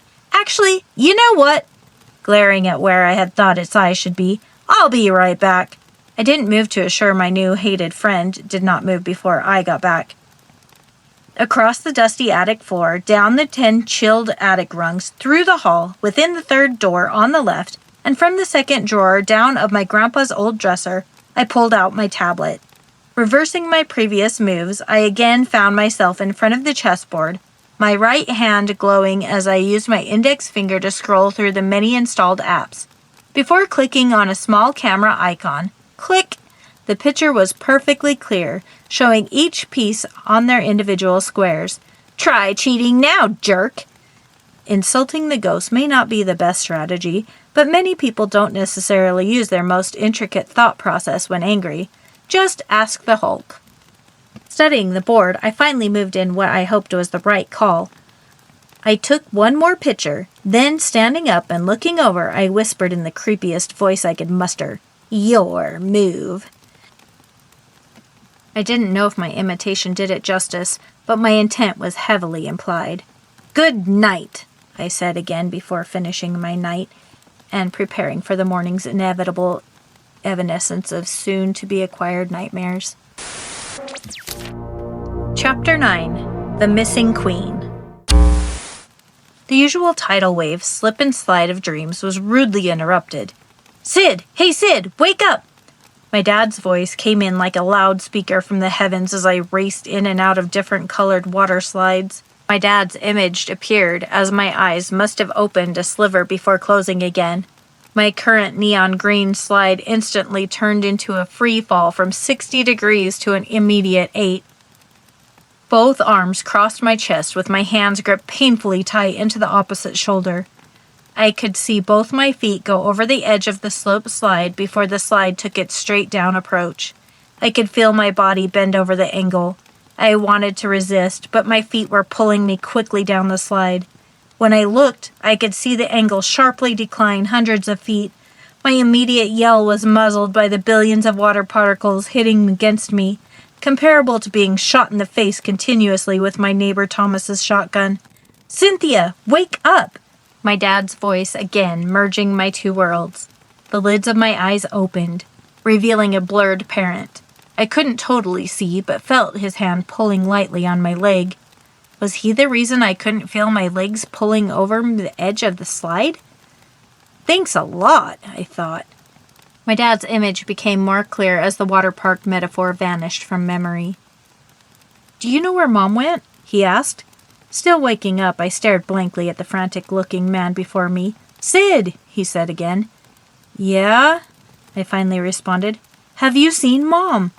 I just shook my head no, finding it difficult to speak. I wasn't sure what was going on or why he was acting so fidgety, with fear and uncertainty in his eyes. The windows allowed the sun to solemnly fill several of the rooms with lightened reverence. Several police officers paced the kitchen and dining area. My dad and one officer sat at the table with several papers. They had asked me a few questions earlier about when I had last seen my mom, which I informed them was the night before when I had went to bed in their room. They asked if I had heard any noises throughout the night or woke up for any reason, but besides the extinct memory of my visit to the water park, I had no answers of value for them. Earlier, they had done a walkthrough of the house, including a quick trip up the ladder to the attic, but found nothing of use. Even the Ring doorbell camera couldn't show anyone, including my mom, enter or leave the house. I went to my room and sat on my bed. I knew what had happened. I killed her. I didn't take the game seriously soon enough. I looked at the book that once again resided on my nightstand. "You were wrong," I said to my grandparents. "I didn't have this. I don't know how to beat this thing. I'm not good enough. I'm not old enough to save anyone. I let them down. I let you down." Sobbing, I felt the exterior of the book. Instead of a slick magazine feel like you'd imagine, it felt more like a soft fabric. I slid it from the stand and over to my bed. I desperately wanted to go back to sleep, but resisted. Starting on page 1, I began to go through each picture with great intensity. Like a private eye with an oversized magnifying glass, I examined, studied, and attempted to memorize each portrayed strategy. The cops came in one more time before leaving. My dad came in a few minutes, including one time with 2 sandwiches, where we ate and talked for a while. Besides those few brief breaks, I didn't leave my bed. I just kept studying page after page of rather large book, not even sure what I was trying to accomplish. I felt it was inevitable I would lose this game, so what was the point? I had already lost so many at school. I had lost my mom. Why keep playing? It crossed my mind to just let the creature kill my king, to prevent any more people from disappearing. I just didn't know what that entailed. Was I the king? Would everyone on the board automatically cease to exist? It would be like flipping a coin of 2 possible deadly outcomes, and I still had the thought of wishful thinking lingering in the back of my mind. What would happen if I won? As the night dragged on, my eyes grew more tired. Image after image flew by.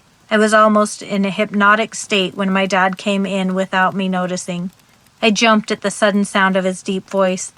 "I think it might be a good idea to go to a hotel tonight. We could get a room over at the Lasso Inn. So pack a quick bag with your pajamas and toothbrush. You can bring your book if you want," he said, pointing to the large stack of bound papers that laid beside me, "or anything else you want to grab. But let's head out over here in a couple minutes." Okay, I knew the Lasso Inn fairly well. The bus drove by it every morning on my way to school. It seemed bizarre to be going to a hotel that was only a few blocks away from your house. I had seen the indoor pool through their large greenhouse-like windows. I had often wanted to stay there and swim throughout the day, or eat their complimentary breakfast they boasted about on their frequently read sign. On a less depressing day, I would have smirked at the irony of going to a place I've always wanted to go. On the one day, I had zero interest in swimming or having fun. Somehow, a morning waffle shaped like my local state seemed irrelevant and unimportant. I knew I had to make a chess move before we left. I decided to hurry and pack my small bag. Then I would sneak upstairs before we headed out. I threw a few things in a small duffel, and on top I placed my grandparents' book. Then I quickly added my stuffed owl that sat beside my pillow. Yes, I know what you're thinking, but at least it's not a parrot. If we make it through this, it may be wise to consider counseling due to a potential obsessive-compulsive bird disorder in our DNA. Hopefully it's not hereditary. My mom with her parrots, I start with owls. I can just imagine my future daughter coming home with stray ostrich or flock of emus. There could be a documentary on my granddaughter, the pigeon whisperer. With my backpack around my shoulders and my duffel bag gripped in my left hand, I quietly made my way out of my room, bumping awkwardly into my dad. "You ready?" he asked. Yes. Almost. I need to go upstairs real fast." "No, let's go." "I just need to grab something," I insisted, looking up, my gaze meeting his. "What do you need?" he asked, getting annoyed, or maybe angry. I didn't have a response, but he quickly filled the silence. "No, we're going. I want to get there before it gets dark." That's when his words, tone, and demeanor added up to my realization. He wasn't annoyed or angry. He was scared. I actually liked riding in the car, just looking at the houses, trees, and hundreds of parked cars blur by. 60-year-old people that hadn't worked hard to gain their experience that is required to become the individuals they now were. 60 years in a single moment could be boiled down to nothing more significant than a blur, speeding by without a second thought. A blur that has no more individuality than a stroke of a single bristle on a single brush in the background of an expensive and beautiful Monet. Or our trip up north, passing fields of wheat and corn. No single stalk stood out, but together left an unforgettable and calming memory. Leaning back, I watched the scenery drive by my window. The lack of individuality often lets my mind wander and come up with life-changing ideas, like showering, having the water blend the many annoying sounds of the house into one calm and peaceful hum, allowing me to concentrate and bring forth my deepest non-existent thoughts into fruition. We were only driving a few blocks, so my meditation was limited. But in that small time, I became optimistic. Getting into the car and driving the first block or two, I couldn't stop thinking of how bad of a scenario was to come. If I didn't make a move, would everyone in my class photo die? My mom wasn't in that photo, which means these disappearances weren't restricted to that picture like I originally had thought. So the consequences of me not moving could possibly be more catastrophic than gravely losing one individual at a time throughout my class. Both extremely bad, I was beginning to feel my sanity abandoning ship while I impossibly attempted weighing the dire lose-lose scenario. With an infinite amount of unknown variables, it eliminated any potential of predictable outcome. I hoped I could somehow acquire the foreshadowing that would lead me in a favorable direction. After watching the colors of my life pass my window for a very short time, a new thought dawned on me. Maybe this wasn't going to have a bad outcome. Perhaps leaving the house was a great idea. I watched my dad's hand turning the wheel as we rounded the corner onto Main Street. Maybe our house was haunted, and by leaving it, I wouldn't be forced into playing the game. The ghost would normally make me take my turn by the end of the night, but if I wasn't there, it couldn't make me move. If I didn't move, he couldn't kill any more of my pieces. I hadn't told my parents about this scenario because they wouldn't let me play, and then more people would die. If we make it to the morning, and nobody else disappears, then I know I'm right. I could then tell my dad we could move to a different house, and I would never have to play chess with that ghost again. We pulled into the parking lot. the front tires coming to a rest against the concrete curb. I got out with a small smile that came with the hope that my new thought was correct. That night I laid on my side, continuing to study Masters of the Uniboard. The bed near the window held my dad. In his pajamas, he continuously flipped back and forth between the sports channel and the news, trying to time the commercials to maximize his desired content exposure. Apparently, I had unknowingly fallen asleep, but soon with my eyes closed I could hear the heavy breathing of my dad from across the room. I opened my eyes to mostly darkness. The bathroom door was slightly opened, and a defined crack of light snuck through, allowing very limited visibility within our room. Your move. The terrified hairs on my arms obviously chose the flight option out of fight or flight. They ran until their roots held them back, leaving them standing on end. I had heard stories of people getting their arms or legs stuck when hiking, or in farming and industrial accidents, forced to cut off the limb that was holding them back from their future life aspirations. I was curious if their hairs on my arms would start gnawing at their trunks, just above their roots, freeing them to make their individual choices, which obviously involve running. I glanced at the hairs extending to their limitations. It takes a certain kind of will to be able to gnaw off a limb, but looking at the persistence of these hairs, I was sure they possessed it. I, however, did not choose flight. My other option, I guess, is fight. There was no way I was choosing that either. Instead, I pushed for a third. I froze. I couldn't move a muscle. The only thing moving was strong-willed and frantic arm hairs. Your move, again was heard. As before, it didn't seem audible, but like it had a direct link to my brain, leaving me with its internal raspy voice and crisp image of the words. I just laid there. I didn't know what to do. I couldn't just go upstairs and move. I couldn't just wake my dad. He wouldn't drive me home to play chess with a ghost. Still thinking, what if it can't get me here? What if it's just its voice, like telekinesis? Maybe it's powerless here. Maybe it can't go around writing on things with black markers. Your move. I was right. It just keeps speaking with no actions. It must only be able to do things at the house. How wrong I was, because as I was pondering this naive thought, the crack of light from the bathroom caught my attention. Something walked in front of it, obstructing its exertion. I couldn't see anything. Nothing in the room stood out that shouldn't be there. It was just the obstruction of light that occurred while something large had just walked through it. The room sat quiet, eerily still. Then I felt movement at the foot of the bed. I looked down and saw nothing, but I felt the mattress pushed down near my feet. Looking down, I saw an impression in the blanket as if a bowling ball had been dropped from the ceiling. It lifted up, disappearing, but then re-emerging further up the mattress. It was crawling on to and up my bed. It was large and heavy. With each of its invisible hand and knee movements, my whole body shifted until I could feel it over me. I could feel the weight of this beast. Obviously not all of it, or I'm sure I would have been crushed. My legs pushed deep into the mattress. I felt my arms unable to move. My eyes looked upward, unable to see anything. Then, in one quick, jarring motion, my face was grabbed with intricate pressure and shoved to the side, pushing my ear and half of my head several inches into the mattress. My neck was completely exposed, exasperating every vulnerable vein. Oh my gosh, it's a vampire, a freaking vampire. A vampire ghost, as if this couldn't get any freaking worse.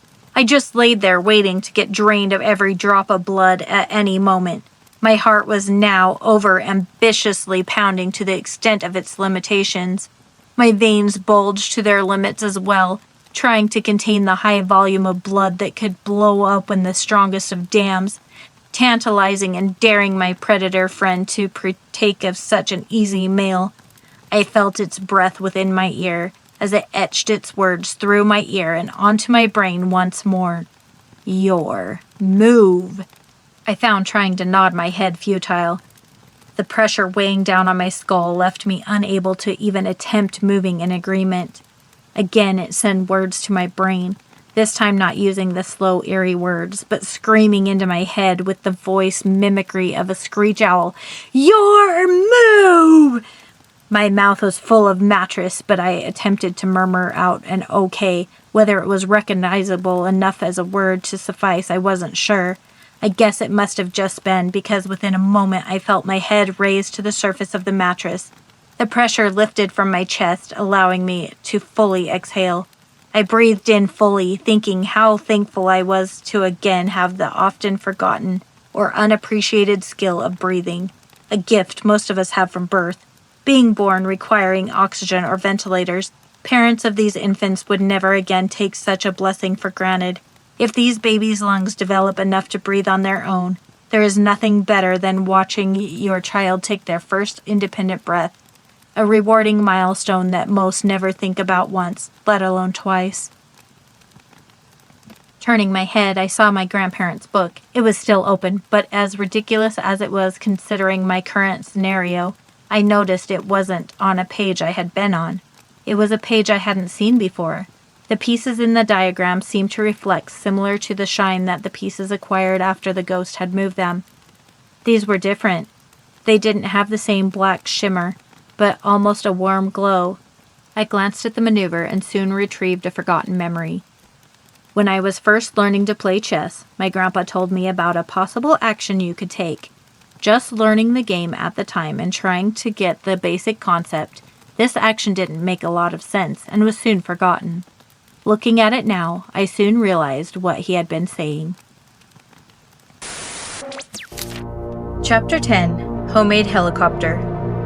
The pressure on my arms and legs slowly dissipated. Then I felt this large, heavy creature crawl backwards to the edge of the mattress and slide to the floor. Again, I saw the obstruction of light from the bathroom as it walked by. I had no idea what to do. Should I wake up my dad? If I woke him up, there's no way I could get to the house. The front door was right next to his bed.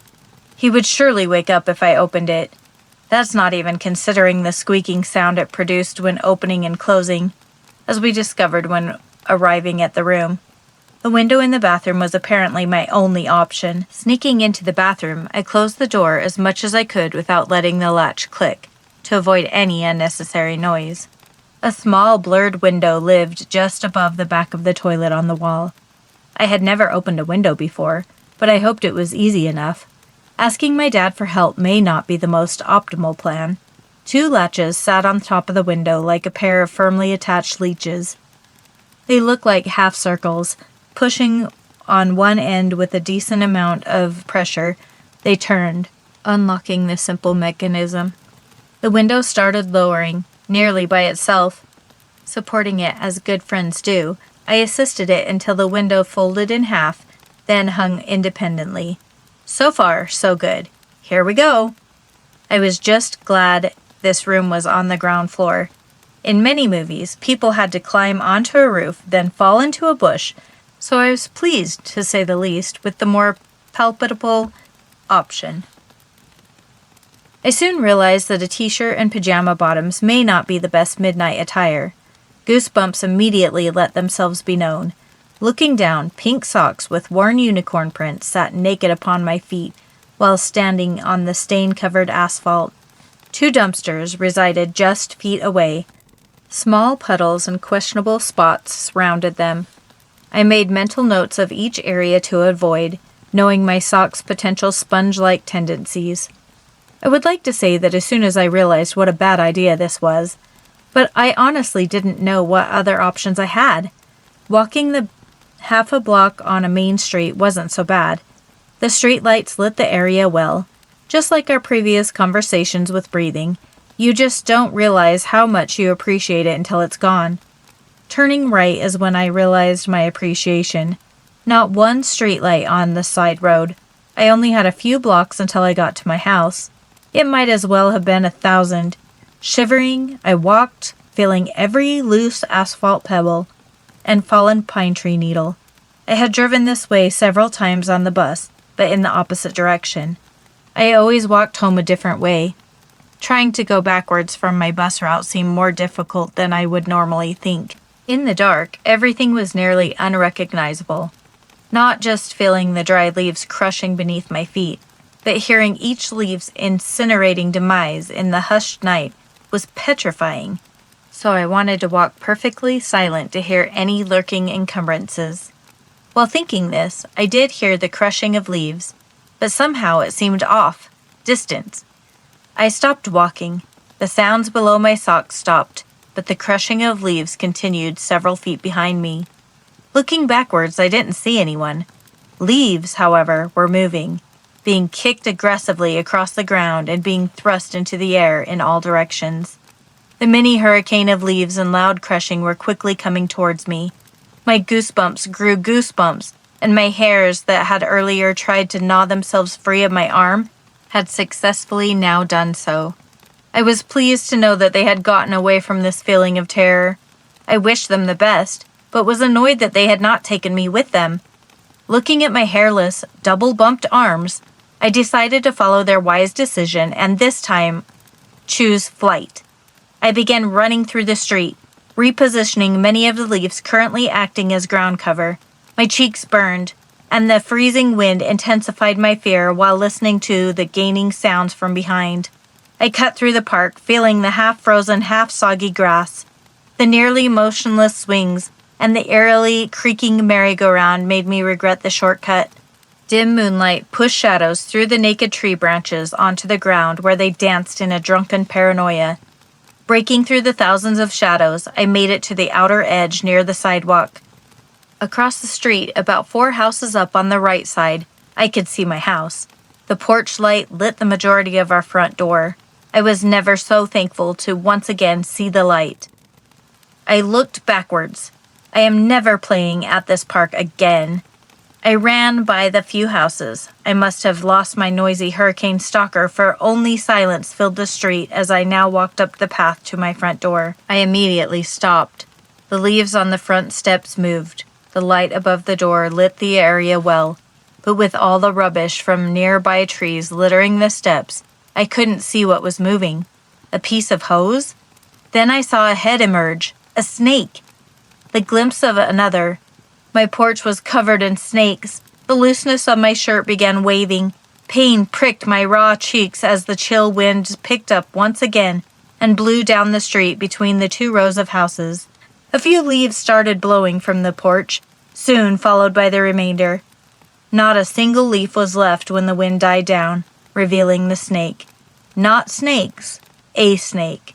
A double-headed snake. It didn't have both heads at one end like the magazine I had seen, but one head at each end of the long, slender body like I had visualized from my daydream. The body coiled aggressively into a perfect striking position, with both heads raised, staring directly into my eyes. "Your turn," both heads said uniformly. "I can't move if I can't get in the house," I screamed at the reptile while leaning in, which was obviously a poor decision. Upon doing this, both sides of the beast lunged at my face. This seems impossible. You don't have to believe me. But in an instant, a flash of an immeasurable amount of time, at the very same moment of being lunged at, I engaged. Many things took place simultaneously. A memory, my thought process, and an action. I thought of the magazine where the men were holding the 2-headed snake by the tail, with both heads hanging near the ground.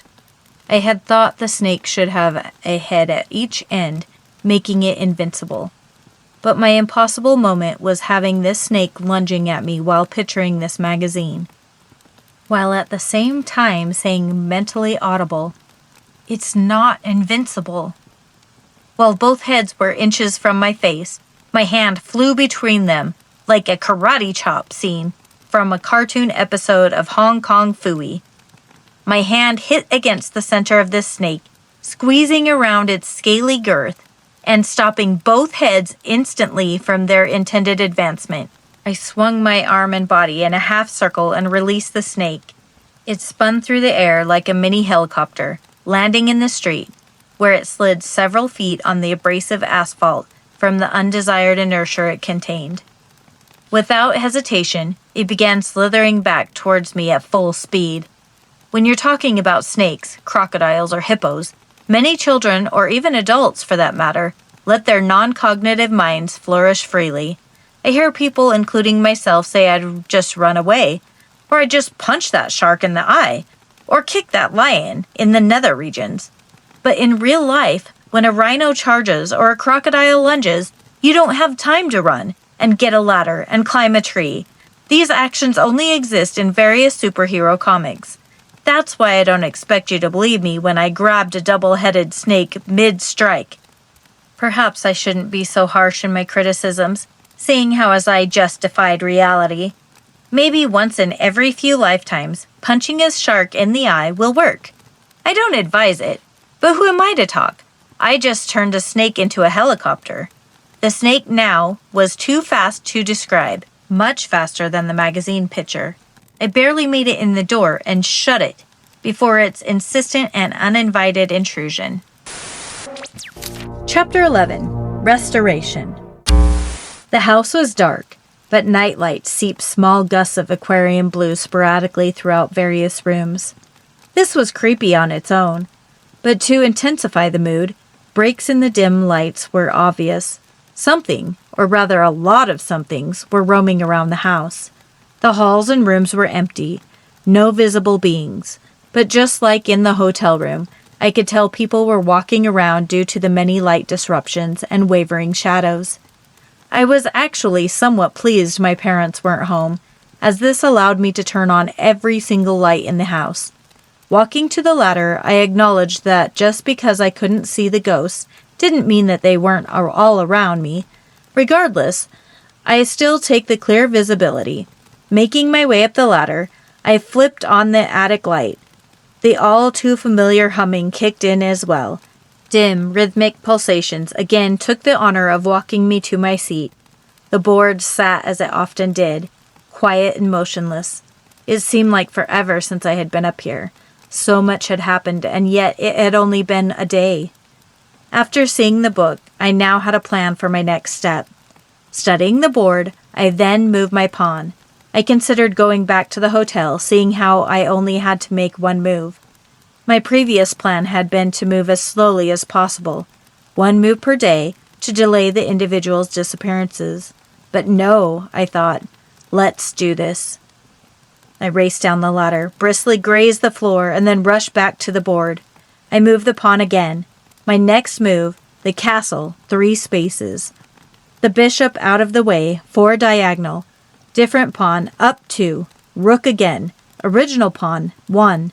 Original pawn, 1 more, to the final position across the board. The board began vibrating, subtle, then quickly escalating. The pieces stayed within their squares, but shaking vigorously. Then it stopped abruptly. Obviously, this ghost did not like what I had seen in the book. What the book had reminded me of was the move my grandfather had told me about when I was too inexperienced to fully understand. Moving a pawn to the opponent's side of the board, to the furthest side, would revive a fallen piece. I could feel something behind me, leaning in. My cheek chilled as something pushed against it, followed by a raspy whisper. Choose. The ghost then pulled away from me, taking the cold air with it. Looking over, I saw the queen and a small group of deceased characters. I choose the queen. The pawn shot from the board, hitting the wall across the room and falling to the ground. The queen began rising from the side of the board, rising above the game, floating over to where the pawn had recently been, then gracefully lowering herself to rest within the square's perimeters. The queen now contained a highly reflective white gloss, just like all the black pieces that the ghost had touched. Cynthia. My eyes opened slowly, too tired to do it any faster. My mom's soothing voice continued. It's time for school, honey. Wake up. I smiled, looking at her. Then once again reality kicked in. My smile disappeared instantly. You're back! What? Sitting up, I looked around the room, then back at her. Where's Dad? He's at work, like he always is when you get up. He'll pick you up from school. Get up. You need to get ready. Where were you? I asked, still trying to figure out the scenario. She just laughed. I've been in bed. Did you have some crazy dreams or what? Hurry and get dressed. I'll go get you some cereal." I didn't move while watching her walk across the room and out the door. Riding on the bus, I began questioning if it was possible that all this was just a dream. Maybe my friends were still all right. However, walking into the classroom, I was greeted by our substitute teacher, whose name I still didn't know. Class started, and 3 empty desks still remained. Just that. Empty. Another day of just dazing, unaware of my surroundings. Let's finish this. I just kept moving different images of chess pieces around within my head while muting the teacher, who insisted on teaching us. It was good to see my dad waiting when I walked out the school doors, and he wasn't even the one missing. I ran up and hugged him.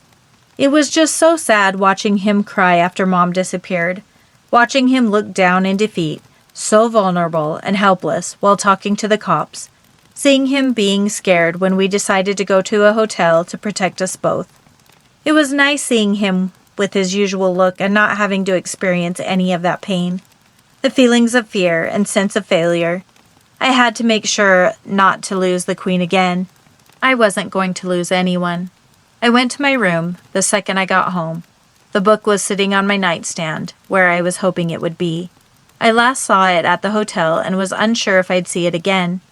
I opened the cover, and seeing the cursive writing again, murmured, "Thanks." I flipped to where I had left off and began studying. Chapter 12. A Feel-Good Ending? After analyzing the book's plays for what seemed like hours, I came to page 156. This was similar to the last strategy I had used to get my mom back and increase my chances. I studied the picture and a few words before placing a bookmark to save my space. Then, I turned the page and continued. Another 2 hours passed before my dad popped his head in through the doorway. "You all right, kid?" "Yeah." "You sure are putting a lot of time into your chess book. You miss playing with your grandpa?" "I just really want to finish it." He leaned against the door jamb. "Maybe we can play a game tomorrow. It's Saturday, and you don't have school." "Yeah, I'd like that. Maybe in a week, after I finish my book. Since it is Saturday, can I stay up later and read for a while? And maybe sleep in my room tonight?" "Yeah, that's probably fine. Brush your teeth and get in your pajamas, and I'll let you stay up for another hour. And yeah, if you want to sleep in here instead of our room, that's fine. I just figured you'd feel safer in our room. It's definitely been a crazy couple of weeks. I'll double-check the locks on the windows and the doors, and that will be fine. Thanks, Dad." After getting ready for bed, I looked at the clock and spoke with confidence. "All right." I laid down in a sleeping position, covering myself with a large parrot comforter. I opened the book beside me and continued reading, only stopping periodically to glance up at the wall clock. After about an hour and a half, I heard footsteps coming up the hall towards my room. I assumed it was my mother due to the soft sounds, which was a huge contrast to my father's. I rested my head on my pillow, closed my eyes, and pretended to be asleep. I felt the book slide out from underneath my hand and heard the quiet yet defining thud of it being placed back on the nightstand. The comforter was gently pulled up around me. "Good night," my mom's voice whispered just before I felt her kiss the side of my forehead. I heard the light switch being flicked down, and even with my eyes closed, I could see the red tint of my lids darken to black. I listened to my parents for the next hour. It sounded like they were doing the dishes in the kitchen. I could hear their voices traveling throughout the paths in the house that held the least resistance, one being the hallway to my bedroom. A short while later, I heard the television turn on in the living room. I was beginning to question the plausibility of my plan as my eyelids grew heavy. I wasn't sure if I was going to be able to outlast them. Finally, I heard the sounds of the television cease to exist, the soft and loud sounds of their footsteps following them through the house towards their room. The light in the hall diminished, and I looked at the clock on the wall. "I'll wait half an hour," I whispered, bargaining with its patient face. "Then I'll finish this, good or bad. Either way, tonight will be done." I watched each minute take its time, counting to 60 before the hesitant minute hand decided to turn. This was agonizing. With each passing minute of my decided 30-minute wait, my heavy eyelids would close 1/30th of the way. Is this how the ghost felt, waiting 24 hours for me to make my move? In this respect, I actually felt sorry for it. Waiting is the worst. Obviously, patience is not my strong suit.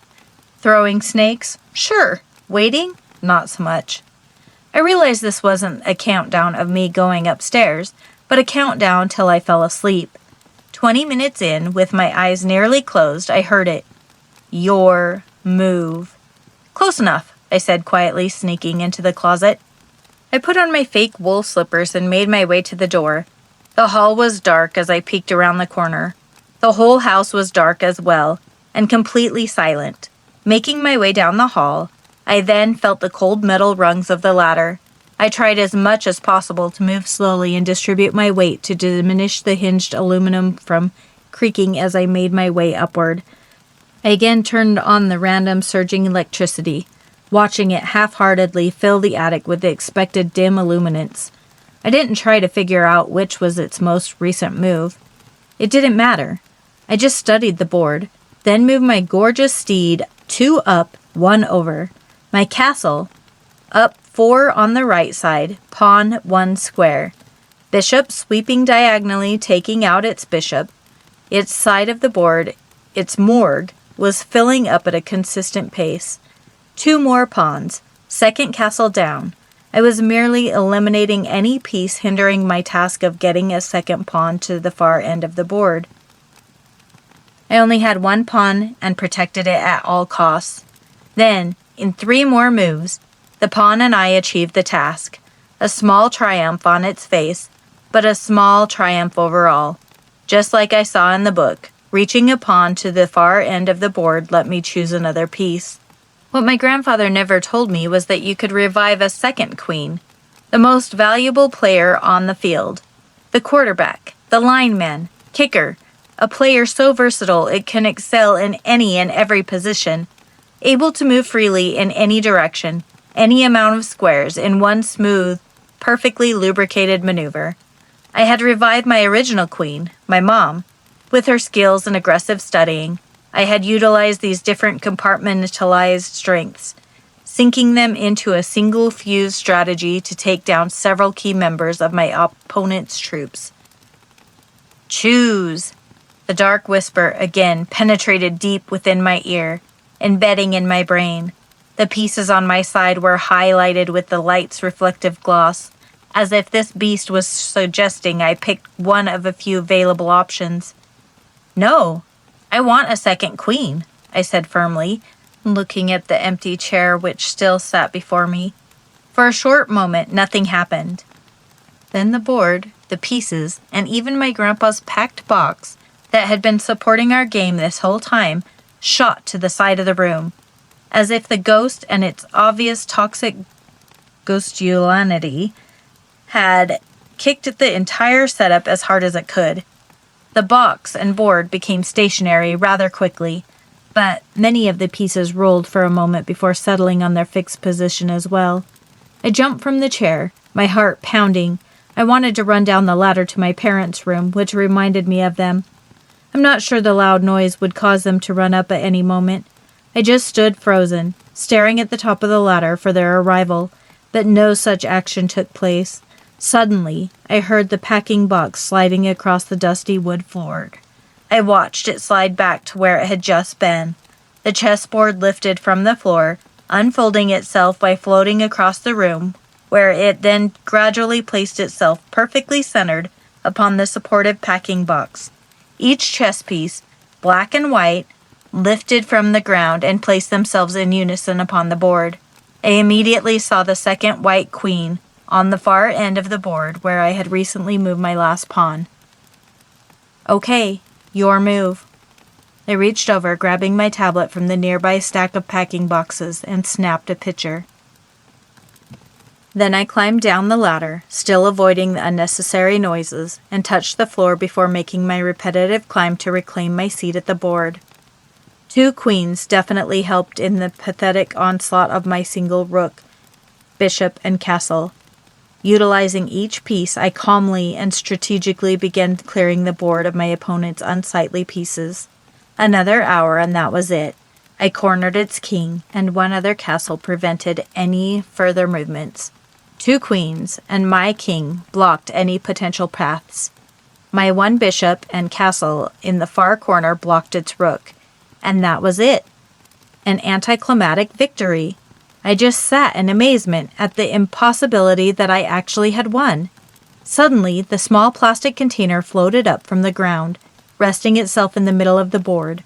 I watched as the Black King levitated and placed itself in the container, followed by another piece. I grabbed my king and sat him in the container next to the ghost. One by one, we cleared the active and inactive pieces, placing them gently within the box. I stood up, looking at the empty board, then pulled my gaze across. "Good game," I said, before putting the lid on the container and folding up the chessboard. I put them back into their original box of Grandpa's knickknacks. The single box we had used as a table slid itself back to be with its friends, while I folded up the 2 chairs, carrying them one after the other to the far end of the attic where they had originated. I glanced back across the attic where we had played. Then, flipping off the switch, I made my way down the ladder for the final time. I wanted to fold up the ladder and raise it to be flush with the ceiling, but doubted if I was even physically able to. The nightlight lit a small area of my floor, allowing me to easily walk to the closet and slide my slippers off. Climbing into bed, I bumped against something hard, my chess book lying on top of the comforter. I knew it was on my nightstand when I had gone upstairs, but it was now opened, exposing the inside back cover. Writing stretched across the hard page was this time in print. "Cynthia, I knew you could do it. I'm so proud of you believing in yourself. I knew you were scared, and yet you went forward and did the best you could, which was amazing. The true definition of courage. You are an amazing person, and I am so pleased. I've had the opportunity to know you, and have the privilege of having you as a granddaughter. Love, Grandpa." Chapter 13. The next day. The next morning, I was eager on the bus ride to make it to school. I wondered if my teacher and friends would be there, if my principal would make the morning announcement. I couldn't even pretend to hide my smile when I turned the corner to reveal Miss Patterson. I desperately wanted to run over and hug her, but resisted due to the obvious awkwardness that it would entail.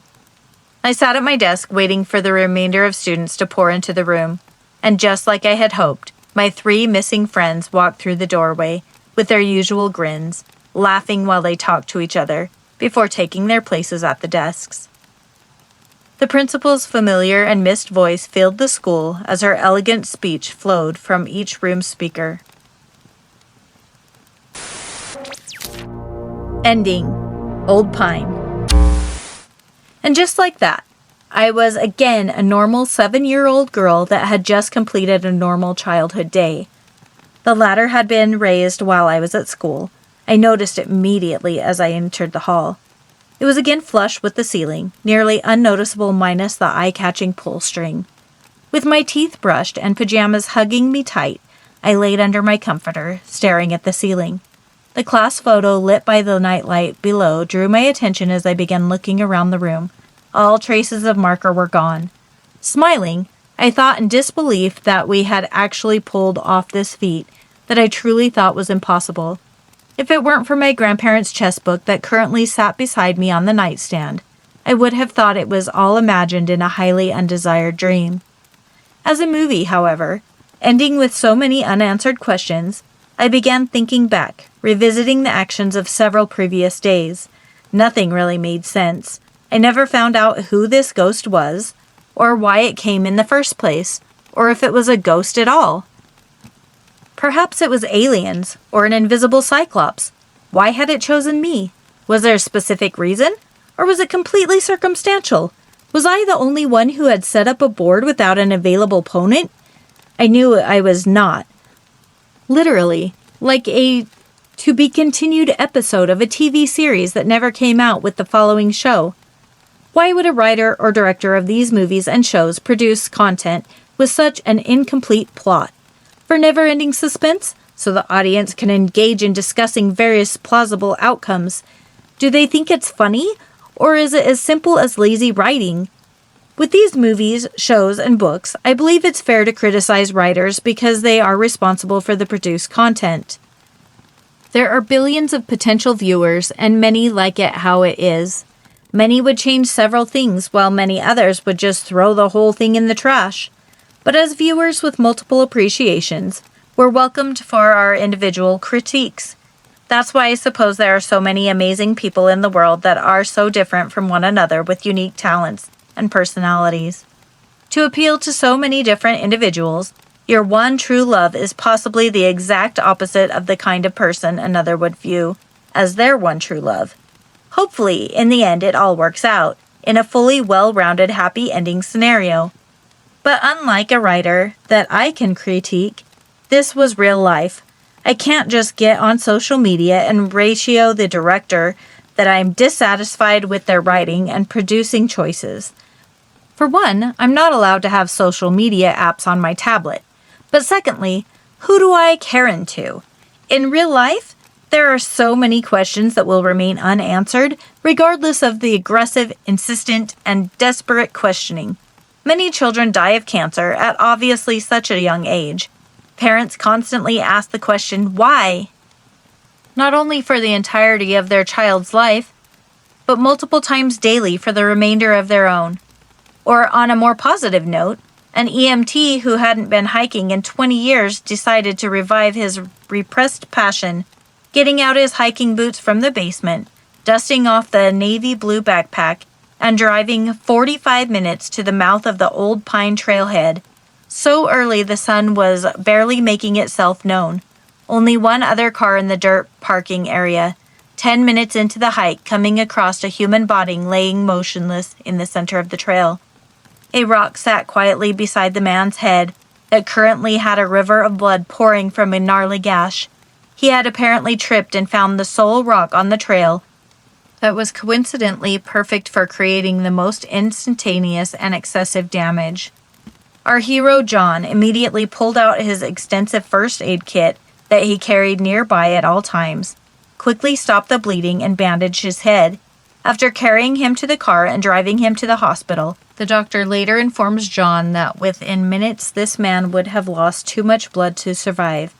So why was it that after 20 years, for no reason at all, John decided to hike that specific morning at that specific time, passing several nearby trails to go specifically to Old Pine? If that blueprint of perfection had played out any differently by minutes, the simple accident of tripping would have surely ended that injured man. Exploring these unanswerable questions can literally make a person lose their sanity. So here we are. Why? I'll question that for the rest of my life.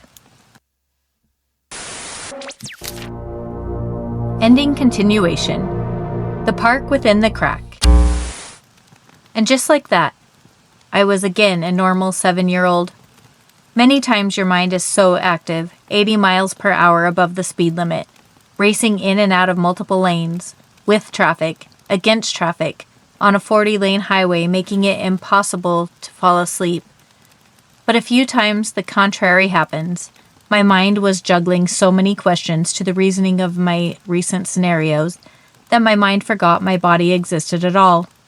While my thoughts raced around the endless hamster wheel, my body in the distance was unnoticed, and I unawarely slid into the Sandman's native and mysterious world. But within what I believe was just a moment, I found myself looking at the clock on the wall. 10:30. It had been only a few minutes. Something woke me up. My nightlight revealed shoes standing in the gap of my slightly open door. Looking up from the shoes, I saw my mom in her parrot nightgown, a chessboard grasped in her hand. Your move. Her voice was anything but her own. Jumping out of bed on the opposite side of her, near the window, outside the full moon allowed me to see the local landscape, and had now let the low, majestic light fill the room. My mom stepped in through the door, holding the chessboard out towards me. "Your move," she repeated. My mom's head tilted, and then nodded towards the door, suggesting I follow her. "There is no way I'm following you." As I thought this, my legs began walking around the bed, carrying my reluctant body towards the door with them. I had lost all control of my emotions. I was completely coherent and watched as my body followed my possessed mom out of my room and into the hall. As we rounded the corner into the living room, a figure sat at the sofa chair blankly staring as I entered. This unexpected sight would have normally made me jump, but not being in control of my body, I avoided this abrupt action. However, my brain nearly had a heart attack. Even in the dark, I realized this person was my principal. As I fully entered the living room, I saw my teacher and my 3 friends, all of whom shared the same blank stare. As I walked, all of their heads moved uniformly, following my movement as I made my way across the floor. Soon my body stopped centered in front of my late-night guests. My mom walked to the entertainment center that held our television and a few shelves of movies. She grabbed the top corner and pulled on it.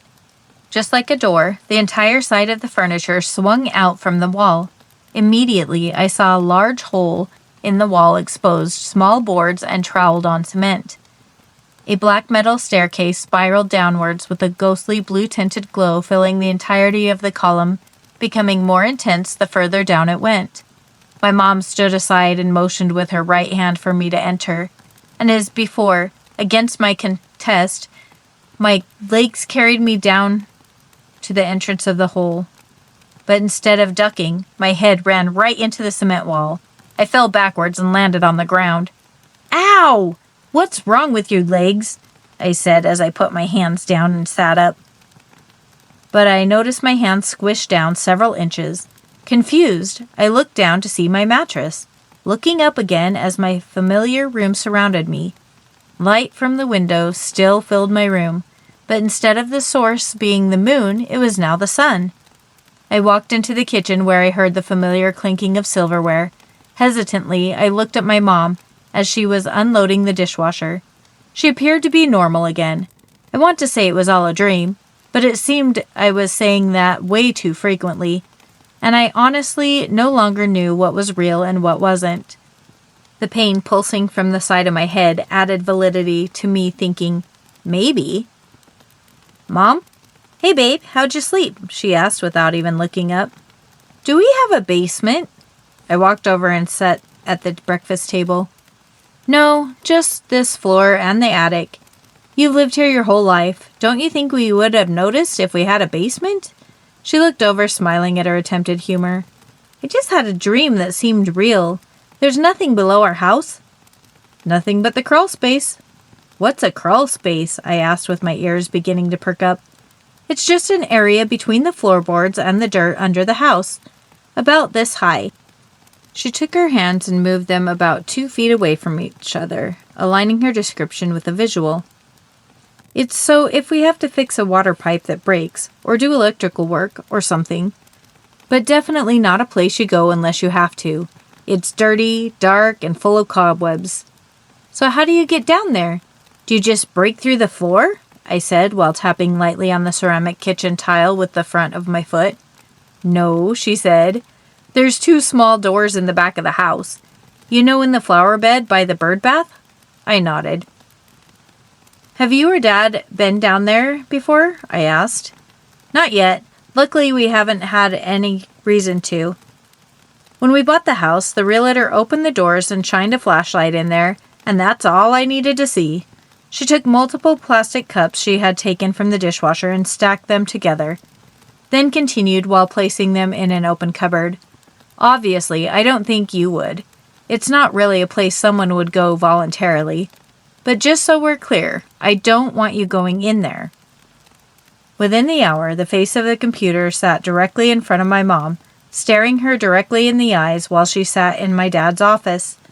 At the same moment, I sat outside next to the wrought iron bird bath with 2 small doors staring into mine. The 2 metal handles caught the sunlight and filled themselves with the same shimmering reflectiveness that the chess piece held. I agreed with my mom. There was no way I would go in there, even if I wanted to. I did not contain that level of courage. However, I did need to see inside. I moved some of the wood bark mulch that covered the flower bed, obstructing the bottom of the doors. Then I was able to pull both doors open. As my mom had said, there was very little room, not even enough to crawl, but enough to lay on your stomach and drag yourself with your arms while pushing awkwardly with your legs. I was beginning to think I may need to attend a town hall meeting and suggest a vote to change the name Crawl Space to Slither Space. I could only see a few feet within the available light. I stood up, making my way around the house to the front door quietly, opening it so that my mom wouldn't hear. I opened the hardware drawer in the laundry room and saw the bright yellow flashlight, but not before I saw a bag of Halloween candy. That's where she hid it, I thought. I grabbed the flashlight after filling my pockets with the bag's contents.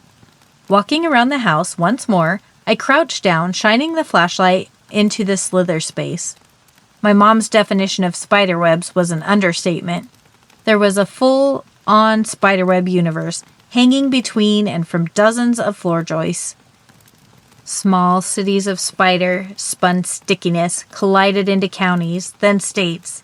States blended, making countries and continents. A single small world of webs became insignificant and lost when zooming out, looking at the trillions of planets forming billions of galaxies, and as I said, an indescribable universe displayed itself before me as I moved my flashlight. Small sections of webs and dust flickered as it caught the light in very unique and specific ways.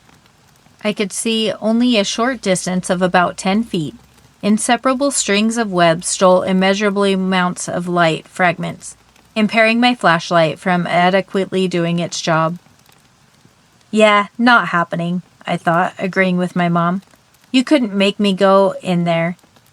Once again, I realized how wrong my internal narcissistic dialogue could be, for as I was claiming dictation of my life by refraining my body from entering the webbed cosmos, life's dictation dictated differently. My hands against my will jetted down against the dark mulch of the flower bed. One hand then lifted up, only to again slam down closer to the crawlspace entrance. My head and shoulders lowered down, mimicking a human spider. No! What's going on? I can't go in there. My eyes again appeared to be the only things I could move. They opened so wide, flickering back and forth in complete horror.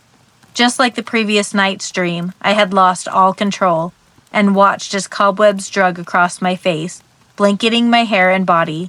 The flashlight outside only lit the entryway, and soon I was immersed in nearly complete darkness. The dust below my hands felt extremely light, identical to several inches of sifted flour. I assumed from the decades of a well-used home, dirt falling down upon the floor. Only the finest of dust would make its way through the carpet fibers, shifting below the padding.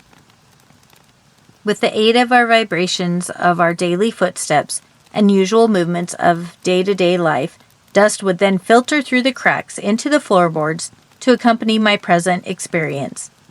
Pushing through the brown fluffiness, dust soon became one with the air. The density it could not be ignored, as I could feel it coating my nose and mouth and perimeter of my lungs. I desperately wanted to cough, but that was not a luxury I currently had control of. The ghostly blue-tinted glow from my dream, the one leading down the spiral staircase, began to appear.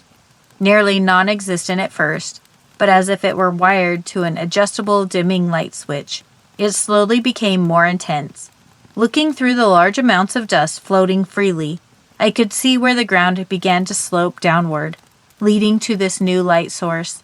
I quickly reached the edge of the slope, but instead of slowing, I crawled with consistent speed down into what appeared to be a type of room. I found myself standing up.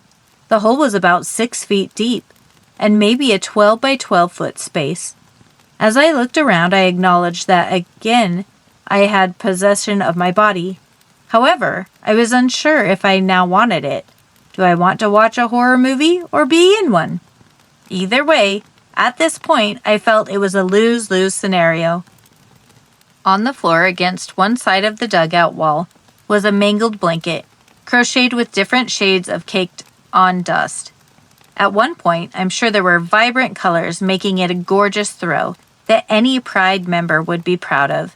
It was quite a sight when paired with a pillow that had been infected with possible undiagnosed severe case of mange. A few empty boxes of graham crackers and open tins littered the floor. I had been standing on the corner of something hard that the side of my right foot was now begging me to address. Slowly looking down, I used the ghostly light to see my foot at an angle on the ground. Rolling my foot to the side exposed the corner of a small object protruding the surface of the dirt. Continuing to move slowly, I reached down, grabbing hold of the breached corner.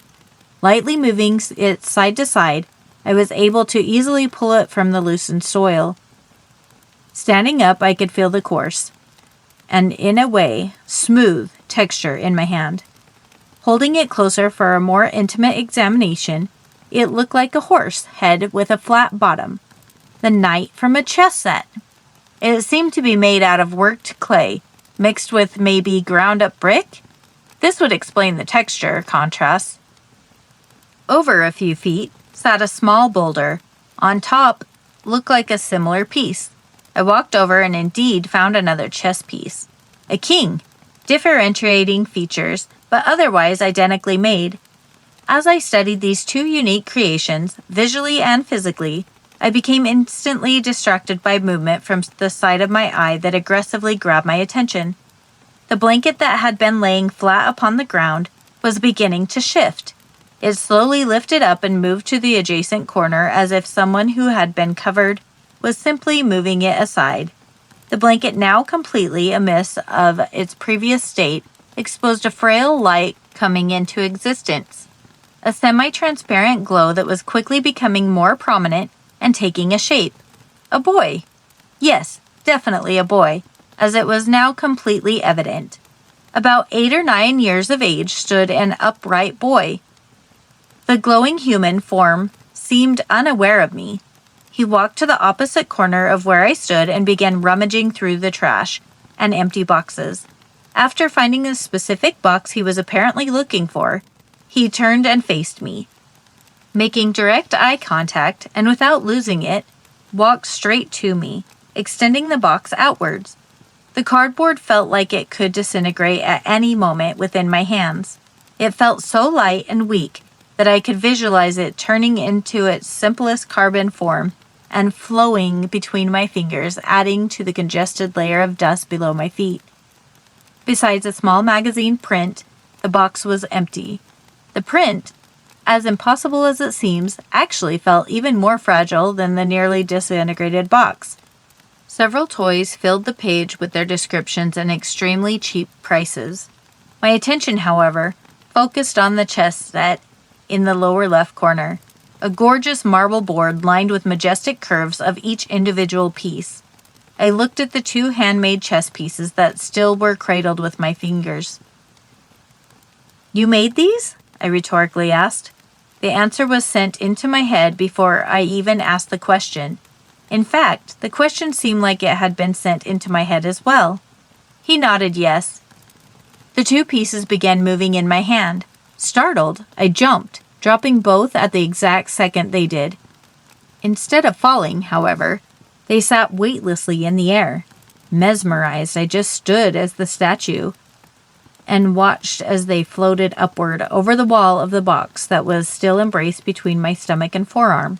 They gently lowered themselves until resting upon the cardboard floor.